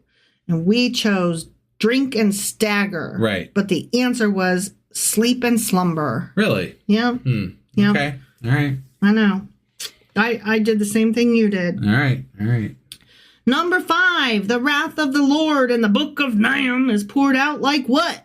And we chose water, but the answer is fire. See, and again, I don't know. Because, like, I think it depends on the translation. And again, I could be wrong, but okay. Well, chapter 1, verse 6 reads, who can stand before his indignation? Who can endure the heat of his anger? His wrath is poured out like fire, and the rocks are broken into pieces by him. Got it. So, definitely fire. In that translation that you're reading. Okay, so, let me go back to ours and see what it was in ours. 1:6. Here we go. Oh, that's Habakkuk. Hold on. Well, I was prepping it for the, when we read that one. Yeah. Okay, 1:6. Who can withstand his indignation? Who can endure his fierce anger? His wrath is poured out like fire. The rocks are shattered before him. All right. So I'm sorry, but you just are wrong. Got it. Is what it comes down to. Okay.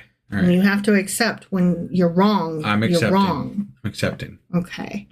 Number 6. You got it right. All right. Nahum was given oracle concerning which city? Nineveh. Sure as fuck was. Yeah. Yeah. Number 7. That was a gimme. It was. I mean, like when I say you got so many right, that one doesn't even count. You know. I mean, like 2 of the ones I got right don't even count because you gave me the answer for I know. trouble, and Yeah. and Nineveh was easy. So Yeah.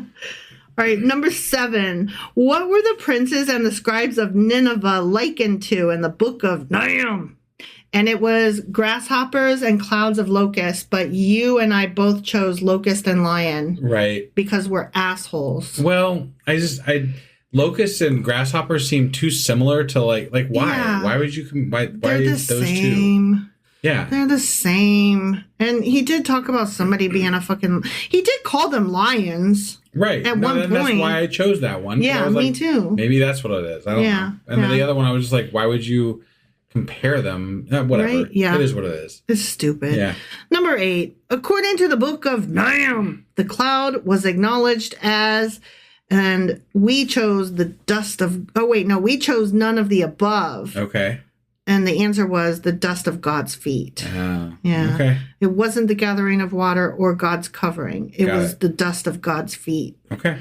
Because, you get to see his feet sometimes. Right. But just the dust of it. Sure. Why God got to be having dusty feet? Well, no, they saw him up on the mountain because his feet were the ones showing the good news or whatever. I know, but the dust of God's feet. Why are his feet dusty? I don't know. If I was God, my feet would not be dusty. I would have the prettiest. I would have a pedicure all the time. Right. But it must be the melting mountains that he's standing in, causing some dust to kick up. Maybe. I'm God. My feet are pretty. I'm just saying, I ain't having no dust on my feet. Right. I'm God. Yeah. Like the people that imagine this God, like their God is so fucking small. Like their minds are so small. Why does your God have dust? Really? That's the best you can do. You imagine a God that has these fucking feet, right? And feet are ugly and stupid in the first place. They have like billions of bones in them or whatever. Yeah. So let's just, beyond the biology of how stupid feet are and how ugly they are, getting beyond that, why on God's green earth, would you imagine a God with dusty feet? If I was imagining a God, perfection, right? Perfection. The God I would imagine would not have feet in the first place. But if the God I imagine did have feet, they would not be dusty. Well, again, just as a counterpoint, God supposedly created man out of dust. So if he's got dusty feet, maybe it's just he's surrounded by creation, magic stuff. Creation dust magic, you know. I don't his fucking Play-Doh know. set. Yeah, right. It's still messy. Like, it's so... I'm just saying, like, it's if you wanted to look at it in terms of something that could make sense, that's all. It's so childish. No, I'm not disagreeing completely. I'm just saying you could. You could look at it away. Could. I wouldn't, but you could. Right. Number 9. What will the Lord by no means do according to Nahum? And you chose save the deceiver, but the answer is clear the guilty. Which I told you at the time. Yeah, you did. Yeah, sorry. That's right. Number 10. In the book of Nahum, God is described to be what? Jealous, wrathful, avenging, all of the above. It's definitely all of the above. He is all of the above, and that is also the correct answer. Okay, I was going to say, if you said anything else, I was going to be pissed. Well, even if it was wrong, it's right. But it turns out that it is right. Okay. Number 11, in the book of Nahum, the Lord will make a complete end of the adversaries with what? And the answer is an overflowing flood, which we got right. All right. Yay for us. Yeah. Number 12, you got this wrong, and you shouldn't have. What were the fortresses of the people of Nineveh likened to in the book of Nahum? And you chose sycamore, but the answer was fig tree. I got that one right. Right. Which makes me very happy. I almost picked fig tree, but I could have sworn I remember them saying something about sycamores. I remember it was them shaking the fig trees and stuff like that. Yeah. And the verse is actually, it's from chapter 3, verse 12. All your fortresses are like fig trees with first ripe figs. If shaken, they fall into the mouth of the eater. Honestly, I overthought it because fig trees are such a prominent thing in the Bible that I should have just... Like, it was definitely my only other choice that I would have picked. Like, the only way it could have been more tricksy is if it was pomegranates was in there as a choice. Right, yeah. Number 13, in the book of Nahum, Nineveh is likened to a pool whose waters what? And we chose kill, but the answer is run away, run away. I think I chose overflow. You chose kill. Sure. But the water runs away. Okay. I've never known water to run away, but... I mean, it does run away. It runs over. It runs. I don't know that it runs away. Well, if you're standing next to it, it's running away from you, isn't it? And it's also running towards you. But, you know... I don't like that phrasing. I protest. Okay. Number 14, Nineveh in the book of Nahum was described as what? A wealthy nation, a cruel city, a righteous city, or, we got it right, both of us, a bloody city. Yeah, it was. Yeah. Fuck that city. That was some of that war poetry shit. Mm-hmm. Yeah. It was good. It was good writing. It was. Number 15, what did God say Nineveh will do in the book of Nahum? He will all of the above, seek refuge from the enemy, go into hiding, and be drunken. We both got that right. Okay. Number 16, what did Nahum affirm will not rise up a second time? What was the answer? What? Trouble. Right here in River City. Yeah. And that's funny. River City is Nahum. Is Nineveh. Yeah. Number 17, according to the book of Nahum, where is the way of the Lord? And you chose in the sea. But the answer, my friend, is in the wind. In whirlwind and storm. Is it really? Yeah. Huh. Yeah. Okay. So, you got a 47%. The average is 57. I think I said a 53. So that means I got one more correct than you? Yeah. So, yay me, boo you, boo us, and boo the Bible. Yeah. And that kills Nahum. Okay. All right. Yeah, we did it. Wasn't anything real overly significantly different about this book than any others, other than the war poetry, maybe. Yeah, I liked some of the writing. The messaging was kind of weird. Yeah. As they all are. Sure. Yeah. I mean, no more weird than any other book, right? Right. But, it was short. So there's that, too. That is true. That makes it better than some. Yeah, definitely. All right. So that was Nahum. And we will be back. I'll be back with the weekly weekly replay tomorrow. And then we'll be back the next day with are live. Yeah, that's right. We'll be doing it live. You're looking at me like you expect a jingle, and I'm no, like... you're right, yeah. But then we'll be starting a new book. Right. And that will be... Habakkuk Chapter 1. Okay. Well, we'll see you then. Bye!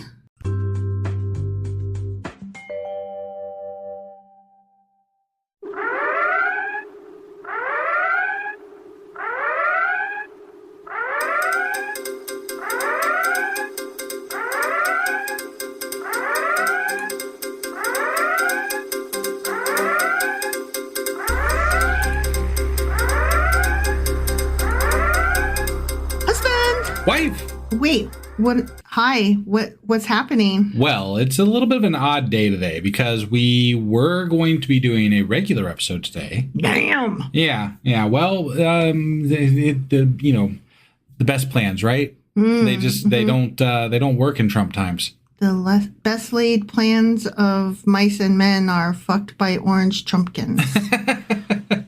Yeah. So things happened. Things were said. Things were done. Things were signed. Things were signed is the scariest part. Yeah. So Trump just put out his latest executive order or latest series of. There was a bunch of shit he did today. Yeah. And one of them was he signed an order targeting anti-Christian bias. Yeah. And I'm like, wait a second. The largest religious group in the United States. And the most enthusiastically annoying. Right, yeah. They are under siege. They're being targeted. They need help. They've always been the victim. I know. But I'm so fucking sick of that bullshit. It's just come on. It's crap. Yeah. It's Christians cosplaying as the victim. As usual. And I just can't take it. It's too much. And more than that, the things that were said, we're going to get into it. Anyway, things were signed, things were done, and that's what we're doing today. So you ready to do this? So not Nahum chapter 2. Not Nahum. This is not Nahum. This is not Nahum. Okay. All right, let's do this. Okay.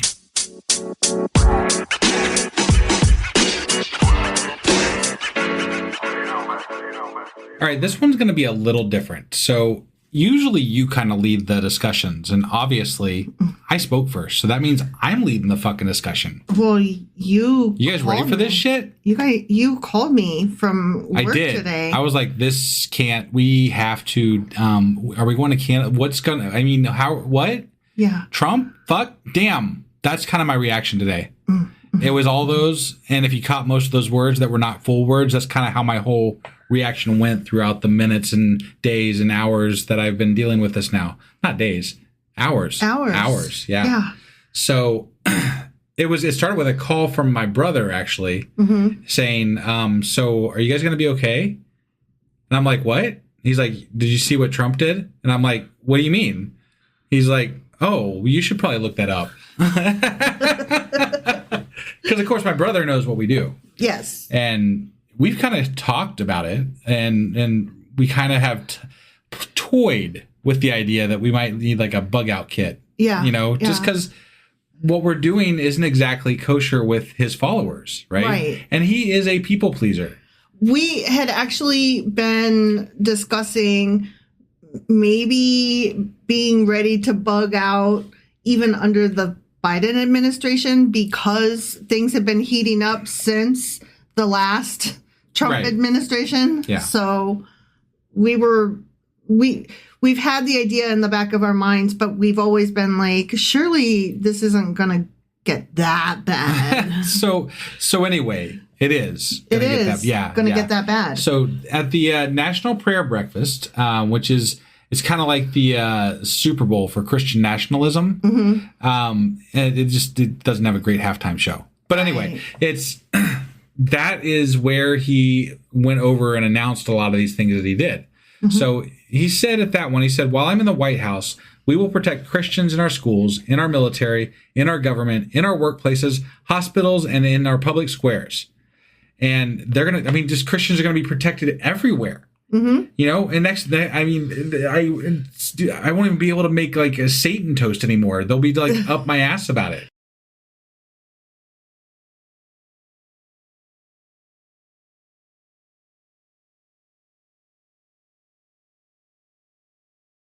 So let's go over what Trump actually did. Trump signed an executive order directing the DOJ to form a task force to end the war on Christmas, not Christians. I mean, no, he loves them. So he's trying to end the war on Christmas because all of us heathens out there, we all fucking hate Christmas, you know? Mm-hmm. Don't we? Absolutely. You hate Christmas, right? It's just terrible. No, I like it. Yeah. No, it's generally like there's most atheists I know celebrate not Christmas, not Christmas, you know. Right. No, but like some form of Christmas, right? Like the jolly lights and the family get-togethers. You might call it Saturnalia, you might call it Xmas, you might call it just a get together and with the winter solstice, you know, whatever. Winter season, yeah. So, but we don't hate fucking Christmas. I hate fucking anything. I hate hearing about fucking Jesus all the time. Oh, I do. And I'm like, guys, can you just like keep that to yourself? I don't need to know about this baby Jesus dude. Or, you know, whatever, do your Jesus baby thing. Right, yeah. Just, you know, fuck off with forcing me to do prayers with you and stuff like that. Just because it's Christmas doesn't mean that we have to pray with you. Right. Right. Yeah. And then he's going to create a new White House faith office, and it's gonna advise the president on religious issues because he doesn't know shit. Right. Because he held the Bible upside down. Yeah. I mean, and like everything he says about the Bible is completely incompetent. He said 2 Corinthians instead of 2 Corinthians. Right, but that's not even like the worst of it. No, like, he's such a moron when it comes like he should just never talk about the Bible. Yeah. He literally knows jack shit. You know what? Okay, about the Bible. Here's the thing. I don't know jack shit about the Bible either. But you know what the difference is? I'm willing to admit that and to try to learn more and to say, whoa, I got that wrong. Compared to him, we do know jack shit about the Bible. Right. We know way more than Trump knows. Right. But I'm just saying, like, if he was, like, at least humble and be like, oh, man, I did hold that upside down. My bad. Or, humble. I don't think those words even exist in his lexicon. No. Because to him, humble is weak, and admitting a mistake is weak. Right. So he also commissioned. He started a commission on religious liberty, which is just basically like a cheering squad for Christianity, maybe. I don't really fucking know what that is. Go, Team Jesus. Yeah, so this all kind of started with the National Prayer Breakfast thing that they do every year. And Trump had some declarations to make there and some, catering to his base things to say there. So at this breakfast, he says a couple of things I want to read here. He says the mission, this is from Trump, the mission of this task force will be to immediately halt all forms of anti-Christian targeting and discrimination within the federal government, including at the DOJ, which was absolutely terrible. The IRS, the FBI, terrible. And other agencies. I can't do Trump very well. No. But I can see it. Terrible. It's terrible. Everything's the worst. Yeah. And the biggest. Right. And then this one is like not this was the one that really caught my attention. The way what was said here. And he said that he's going to fully prosecute anti-Christian violence and vandalism in our society, and to move heaven and earth to defend the rights of Christians and religious believers nationwide. Yeah, that caught my attention as well. I'm like, what the fuck does that mean? Yeah, that's the part that I'm like, wait, I'm sorry, fully prosecute anti-Christian violence and vandalism? What? Right. What? Well, and where do we draw the line? Who gets to define vandalism and violence, right? Like, I started thinking immediately after seeing that I was like, our podcast could be considered vandalism, maybe harm. I don't know. Like violence, you could construe it to be, you could construe it to be something like that towards a Christian if you were a Christian who felt like you're always persecuted. Yeah. Right. And they do. Yeah. They feel like they're always persecuted. They do. They feel like me being allowed to say my piece is against them. Right. Like me being allowed to put up my notice on the bulletin board next to their 5 notices on the bulletin board is harmful to them. Right. Yeah. And honestly, this was started, well, no, the actual reference is to some things that happened. Like there was an uptick in like graffiti and things that happened at churches after the Roe v. Wade decision got rescinded. Mm-hmm. You know? Mm-hmm. So like that was a thing that was happening because obviously churches were kind of spearheading this whole movement. The whole anti-women's bodily autonomy thing. Yeah. Yeah. But it's nothing in comparison to what Christians were doing at abortion clinics. Right. Like the amount of violence and harassment that was happening at abortion clinics was way, way more than what was happening at any of the churches. Or how about Christians shooting up gay clubs? Right. Or Christians doing harm against gays in general, you know? Excuse you? You want to talk about violence done unto others? You feel persecuted? Get the fuck out of here. Well, and with all the shit that's happening right now because of Trump and the government that's currently in office, mm-hmm. I mean, I would say that, you know, the LGBTQIA community is feeling very persecuted right now. The trans part of that especially. Right. So, you know, if we're going to go with who's persecuted, maybe we should create a task force for the LGBTQIA community. Yeah, absolutely. You know? Like that to me is much more needed than a fucking Christian, whatever task force thing. Who cares? I don't fucking care. You guys are the biggest fucking group out there, and you need help defending yourselves. I just call bullshit. You all are out there telling me how Christian I need to be all the time, even though you don't know whether I'm a Christian or not. You knock on our fucking doors, for Christ's sakes. I'm like, come on, like give yourself a reality fucking check. Yeah, this is not you're not. This isn't correct. No, it's not correct. The inability to see what's happening and to have any kind of compassion or empathy for the people that they're fucking with is just astounding. Right. I mean, they were forced to make cakes for gay people, and they were like, "My God, we're being persecuted," and I'm like, "No, it's just laws, guys. We don't separate black people from white people anymore. We don't, we enact laws to have inclusivity in our society." But that's the problem. They don't want to be forced to be inclusive. They don't want to have to hang out with whatever the other is this week. Right. But just because they don't want to do something, to them, that is being persecuted. Right. Right. No one's forcing you to fucking make the cake. Yeah. You can just quit. Right. You do whatever the fuck you want. Yeah. You know? But if you're going to make the cake, then you got to make the cake equally. Yeah. So that's all we're asking. Mm-hmm. We're not asking for you to go and, whatever. It's just such bullshit to me. Yeah. I'm just going to start asking people wherever I work, are you a Nazi? Right? I mean... and then I'll be like, yeah, I'm not going to help you. Right? Like, I'm sorry, it's against my religion to help Nazi. What's my religion? Oh, I don't have one. Right, yeah. I don't believe in a higher power. It's against my moral code. Yeah, and besides, I mean, Christian churches have tax exemptions for their churches. Mm-hmm. And, I mean, there's all kinds of special perks that Christians get for just being Christian. Mm-hmm. And it's not that way across the board for people. Like atheists have no special things anywhere at all. In fact, we're one of the most hated groups in America, from what I understood from a poll. Mm-hmm. It was a Pew Research poll that I think I read. Mm-hmm. And we're one of the most hated groups in America. Mm-hmm. Not because we're terrible people. No. Just because we don't like God. Well, or we don't believe in God. Yeah. Yeah. Well, I mean, you can only not rape people and kill people if you believe in God. Which is funny because... Seems like the only people that do the raping and killing do believe in God. Yeah, exactly. So whatever. Once again, introspection, not a thing. Yeah, yeah. I mean, And that's just like, it's been one thing after another with like that whole last term with Trump, right? Mm-hmm.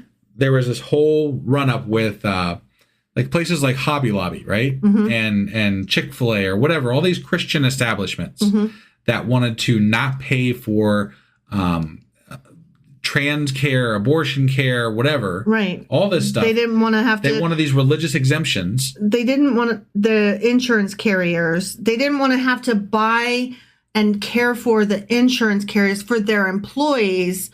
Right. If the insurance carrier was going to cater to, I don't know, the health of people. Right. And I could be wrong, but I think they actually won some of those arguments. They did. So, like, where's the persecution?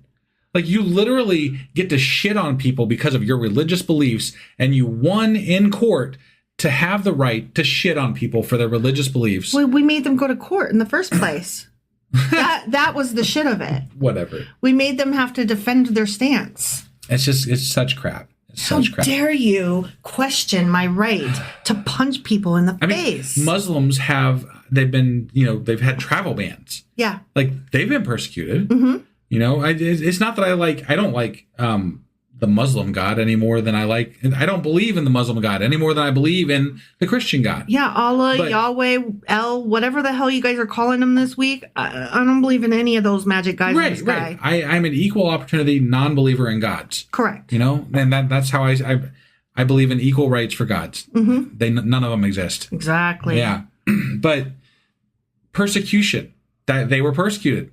Yeah. At some level, right? Mm-hmm. Atheists, there's still fucking states that have laws on the books that say we can't run for office. Yeah. I mean, persecution. Yeah. We're being persecuted, like, legitimately. And even if you are allowed to run for office, if you win, they are convinced that you have to swear on the Bible. Like, there are many Christians that didn't even know that, like, when, who was it? Was it Biden, maybe, I guess? Didn't swear on the Bible, and the newscaster was like, doesn't have to. Maybe it wasn't Biden, somebody who ran for office, but the dude was like, you gotta swear on the Bible. And the newscaster was like, actually, you don't. The guy was like, yeah, you do. And the newscaster was like, actually, there is no law stating that you have to swear on the Bible. Right. Like, well, Trump didn't swear on the Bible. Right. So, I mean, which I think is hilarious. Mm-hmm. He's the most loved Christian president ever. Yeah. And he has no Christian about him. None. There is no Christian anything in that dude. Well, now because he survived his assassination attempt, he's walking around saying that might have well been a resurrection. Well, he's saying that he was preserved by the grace of God, and therefore he has God's mandate. Yeah. He's in office for a purpose, God's purpose. All right. Yeah. That's just insane. Mm-hmm. So, so this is, this is about pandering. Yeah. You know, like totally. This is all about pandering to his base and making sure that they love all the wonderful, like, obviously everybody who's not Christian is evil. Well, yeah. Right? So he's working up his base about all this shit. And it's causing this horrible situation where he's getting Christians riled up against everybody else. Mm-hmm. Right? And I don't know what to do about it, because my first reaction today was, what are we going to do? Me and you. Personally. Yeah. Like, I texted you, actually, should we take this as challenge accepted, or should we take this as, Eep, okay, message received, run away with my tail between my legs. I don't want to get in trouble. Bit of both, right? Right? I think maybe we should be ready for both. Yeah. So, I mean, yes, challenge accepted. And part of the challenge accepted, we're starting as soon as humanly possible. I've already removed ads from the last 10 to 15 episodes that we've done, but I can't do all thousands of our episodes, so I had to reach out to our provider to ask them to do it. So it might take a couple of weeks. I don't know how long it's going to take them, so I don't want to promise anything, but in the near future, we will be doing no ads on our podcast. Correct. Now, that being the case, I know many of you out there are our patrons, and part of the perk of being a patron is no ads. So I'm going to ask that not only do you not stop paying, but maybe refer other people to start paying. Because the reason we're doing this is not to give everybody the same perks you do. Right. The reason we're doing this is because some of the people that advertise on our podcast, and we have no control over who that is. Right. But some of those people give money to Trump. Mm-hmm. And I can't abide that anymore. No. I cannot allow that to happen. It's easy enough to just let it go, but now this specific podcast and this specific law that he's passing are at odds with each other. Yeah. No, this is one too far, because I mean, we're literally we were on the phone today talking about how far does this have to go before we try to get out to Canada, or whatever, go on the run or whatever. Like, are we going to become like political targets? Right. Like what? Well, and it seemed like, my gut reaction is that this is just him, again, pandering to his base. I don't think that it'll go much further than that, but I also don't know how far he'll take this pandering, right? Like, how far does this reinforcement thing where he's getting this reaction from people, how far does he take that? How much joy, how much can he get from that? Well, and I also want to be clear that, yes, he said all these things at the National Prayer Breakfast of what he was going to do. I want to be clear that later that afternoon, he did go out and have an executive order signed. Oh, yeah. And I have some quotes from it if I don't want to skip ahead. No, go ahead. Okay. I have some quotes from the executive order that he signed that, please, go passed. ahead. Okay. The first one is, my administration will not tolerate anti-Christian weaponization of government or unlawful conduct targeting Christians. The law protects the freedom of Americans and groups of Americans to practice their faith in peace, and my administration will enforce the law and protect those freedoms. My administration will ensure that any unlawful and improper conduct, policies, or practices that target Christians are identified, terminated, and rectified. That sounds very vague and specific, harmful. Yeah. It goes on further down the page to say what the task force is going to be tasked with doing, one of which is identify deficiencies in existing laws and enforcement and regulatory practices that have contributed to unlawful anti-Christian governmental or private conduct, and recommend to the relevant agency head or recommend to the president through the deputy chief of staff for policy and the assistant to the president for domestic policy, as applicable, appropriate actions that agencies may take to remedy failures to fully enforce the law against acts of anti-Christian hostility, vandalism, and violence. And that hostility bit got added in there. From what he said.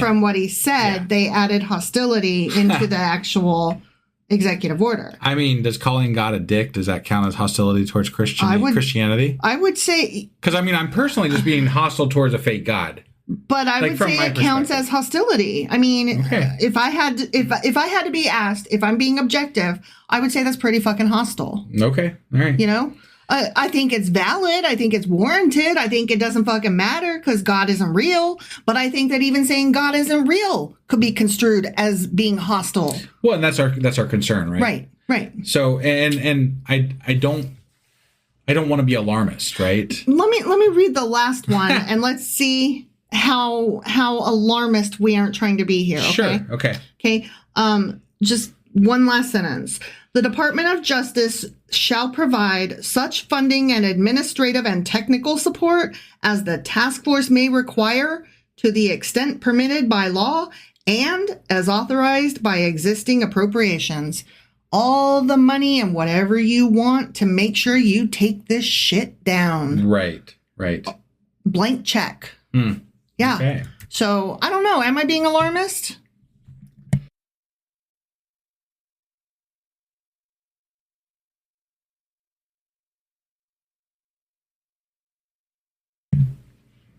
I don't know.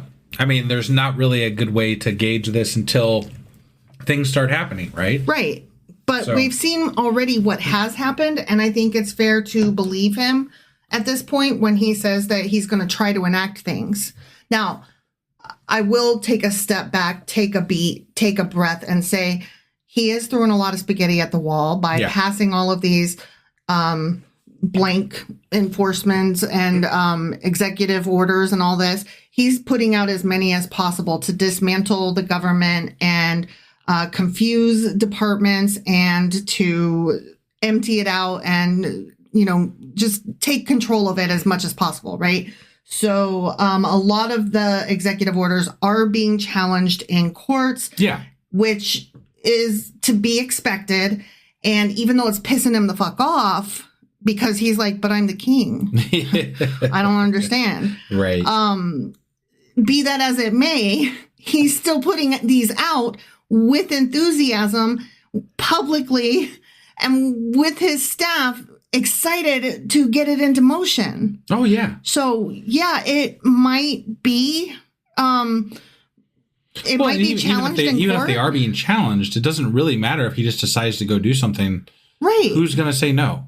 Right. And that's the other part of the equation is, let's say that it is challenged. We have a First Amendment, we have a 14th Amendment that talks about birthright citizenship. Yeah.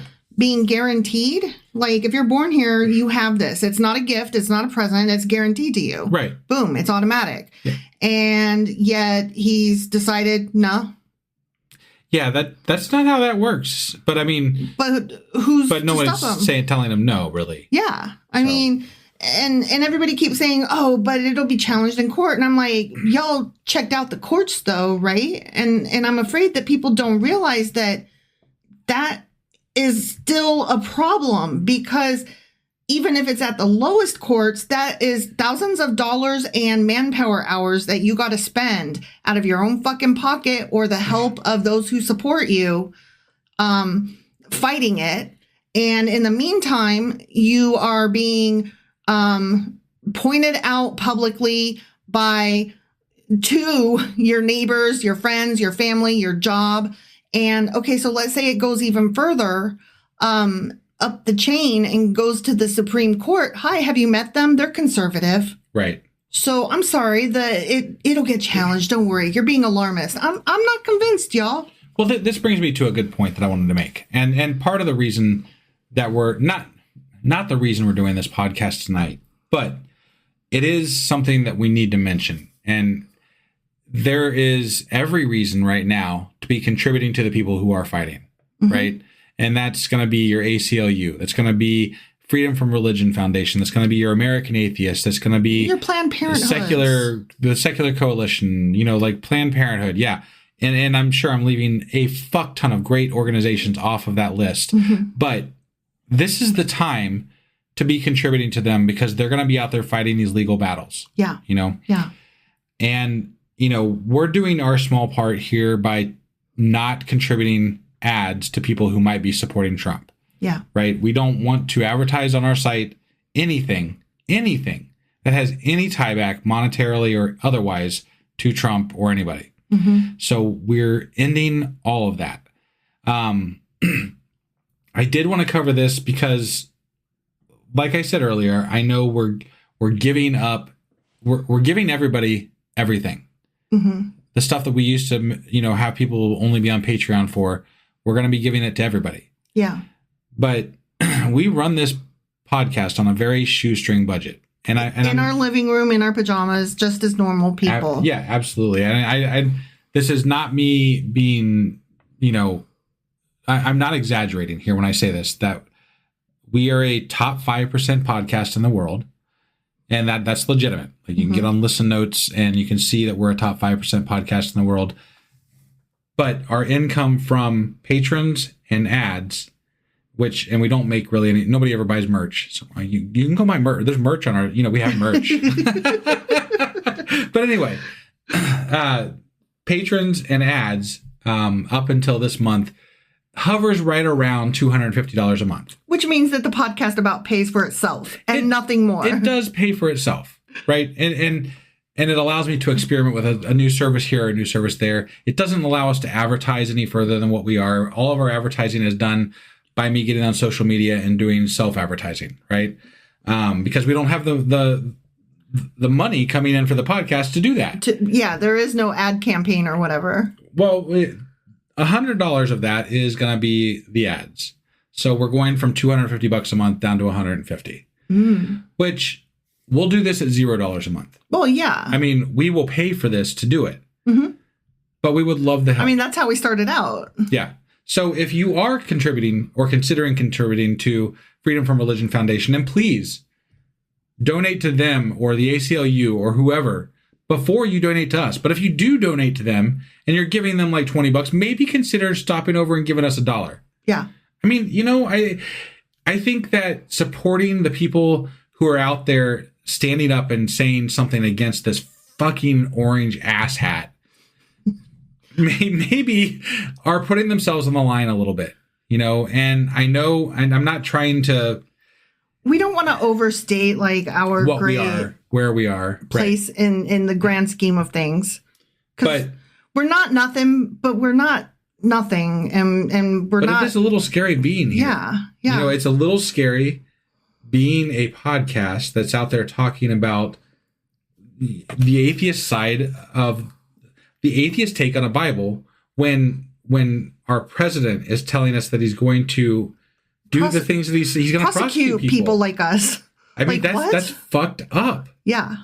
In America. I was at work today and I got a call from my brother and I'm just like, what?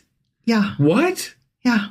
You've got to be fucking kidding me. You got that call and then you immediately called me and I went down the rabbit hole and I literally had an anxiety attack because all I could imagine is, I sent you this clip, the scene from the original miniseries of The Stand where Kathy Bates, it's towards the beginning of the show. Yeah. Kathy Bates is a radio host. She's not even credited. I didn't realize that. Huh. Yeah. She plays Ray Flowers. She's a radio host, and Franny and her dad are listening to the radio. So this is before the flu has wiped everybody out. Right. Okay. Before she even left her house, she's living at home with her dad. Yeah. Okay. Yeah. And as the radio host, Kathy Bates, Ray Flowers, is talking to callers, we learned through listening that bodies are being burned and, the contagion is out of control and that the military is trying to quiet it down, blah, blah, blah. And then they break into her building while she's on the air and they literally shoot her while she's on the air. And I first saw the original miniseries when I was like, I don't know, 10 or something. Yeah. And to me, even though the whole scene is about the larger, or the movie itself, the miniseries itself is about, and it's based on a Stephen King book, of course, The Stand. It's based on like this whole greater good versus evil and God versus the devil kind of thing. Right. But none of that was in this scene. And yet this was the scariest scene to me. She gets shot on the air. And Franny gasps, puts her hand to her mouth and goes, "Oh my God, what is happening right now?" Like she's terrified because, and I have goosebumps as I'm talking about this because this doesn't happen. Right. That doesn't happen in the United States, you guys. Well, and I think the bigger question is, how do you know when it's gone too far? Right? Right? Like, what is the gauge that we would implement to understand, okay, shit just got real. Yeah. Right? Because until it happens to you, I don't know that we're capable of understanding maybe this got too far. Right. That's my biggest fear is, okay, it's still over there. Yeah. And it's still probably only going to be like the government offices that he goes after, right? When you keep justifying, right? You keep justifying like, well, we won't be the next ones, right? Yeah. Like, it's not going to be us next. We'll keep fighting. We'll do what we can. But like, when do you go to Canada? When That's the answer I need. Yeah, like, okay, I've been texting you, like, I've been asking you this question since the first administration, like, should we have go bags packed? And like, I'm the alarmist. I'm the one that's easily scared, and you're always poo-pooing me. The fact that this was nerve-wracking was when you literally texted back, that's probably a good idea. And I was like, this really isn't, like, I had room to be alarmist because I knew I was safe within the people surrounding me to talk me down. It's not alarmist when the people around you are scared too. And it's not just us. No, but that was when I went from just being like, oh no, the flu's coming. Oh no, this is coming. Oh no, that's coming. And, I'm typically right, but I get poo-pooed often enough that I have allowed myself to wear the label of alarmist. Yeah. Even though, again, I do typically see it before it comes. Sure. But the fact that, like, oh no, it might be here now, guys. We might actually be seeing the actual crumbling of our country and democracy and freedom and the ability to say God's a dick without getting shot. I am going to say that I don't think that's what's going to happen. Ultimately, in the end, I am you, but you know me. You're the eternal, sunshine boy and looking on the bright side optimist. Yeah. And I'm the cynical, jaded pessimist. Yeah. So I mean, I don't know that I want you to be right this time. I don't know that I can. I never want to be right. I love being talked down. Sure. No, I get it, but I also don't want to wait too long. Yeah. Like that's what prompted my reaction today. Mm-hmm. Anyway, I want to say this too. We mentioned, tossing us $1 if you're going to toss freedom from religion or whoever, $20, right? But the other way you can help us is by spreading the word. Like, maybe you don't have money to give us. I get that. Oh, totally. Like we understand that more than you would know. Mm-hmm. Mm-hmm. But the best way all of you can help us is by sharing this with somebody else. Mm-hmm. Whether in person or your social media or wherever. But if you know somebody that might enjoy this, share it with them. Mm-hmm. If you know somebody that is scared about what Trump's doing and feels alone, send them this episode. Yeah. Let them know that there are other people that feel this way. Yeah. I mean, the only thing worse than being scared is being scared by yourself. Yeah. We're all in this together. You're not alone. We're all terrified together. Yay! And the truth is, none of us know what to do. We've never had this happen. This has never happened before. The word unprecedented needs to be like fucking marked out of the dictionary. I'm so tired of hearing it. Right? Yeah. How many unprecedented things can you say happen before it's just, this is like the craziest century ever? Currently, I just wish we were unprecedented. Now, see, that could be a little dangerous to say, so let's just move on. Keep rolling. I just meant, maybe he retires. Sure, okay. Anyways, ... All right. Do you have anything else to add about this? Y'all need to talk me down because I'm freaked the fuck out. Oh, I will say this too. Okay. Our Discord. It is a really, really excellent community of people. Mm-hmm. And it is. And granted, generally our best group is when we do our lives, which are going to be, I want to say this again, we're doing them Tuesday nights now. 10 p.m. Eastern on Tuesday on Discord. Yeah, we've gone back to a Tuesday night. But if you join us over there, it's great people. It's a great community. Mm-hmm. We talked about not wanting to be alone through all this. Come over there. Yeah. Like it's not your normal social media. Right. It's like a online version of Cheers. It really is. Everybody knows your name, and they're always glad you came. And they answer questions and they help each other. They support each other. Yeah. We're a really fun crew. And if you are feeling scared, come over there and somebody will send you a hug. You might have to wade through some inside jokes because we've all been over there for so long. We've lost our thread on what is outside of our circle. But Yeah, but ask for, like, what the fuck does that mean? And say it just like that. What the fuck does that mean? Definitely. And we'll tell you. Yeah. And, you know, if you're somebody like me, be like, I'm really feeling scared. I need a hug, guys. But everybody will send you a hug. Oh, yeah. Step outside of your comfort zone.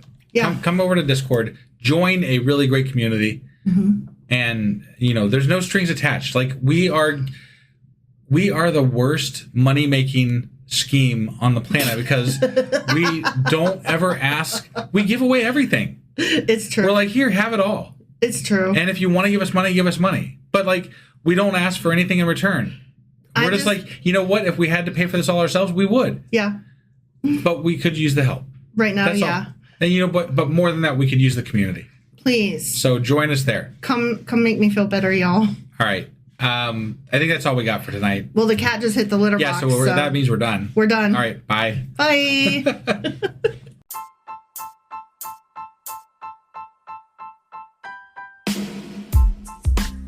Hey, wife. I guess that's the end? But husband, that's just sad. It doesn't have to be. We are on lots of social media platforms like Twitter. Our handle there is sacrilegious_D. For D's nuts. Oh my God. Stop doing that. Anyway, we're also on Facebook, Instagram, and Pinterest. There's a link to all of our social media sites at our website.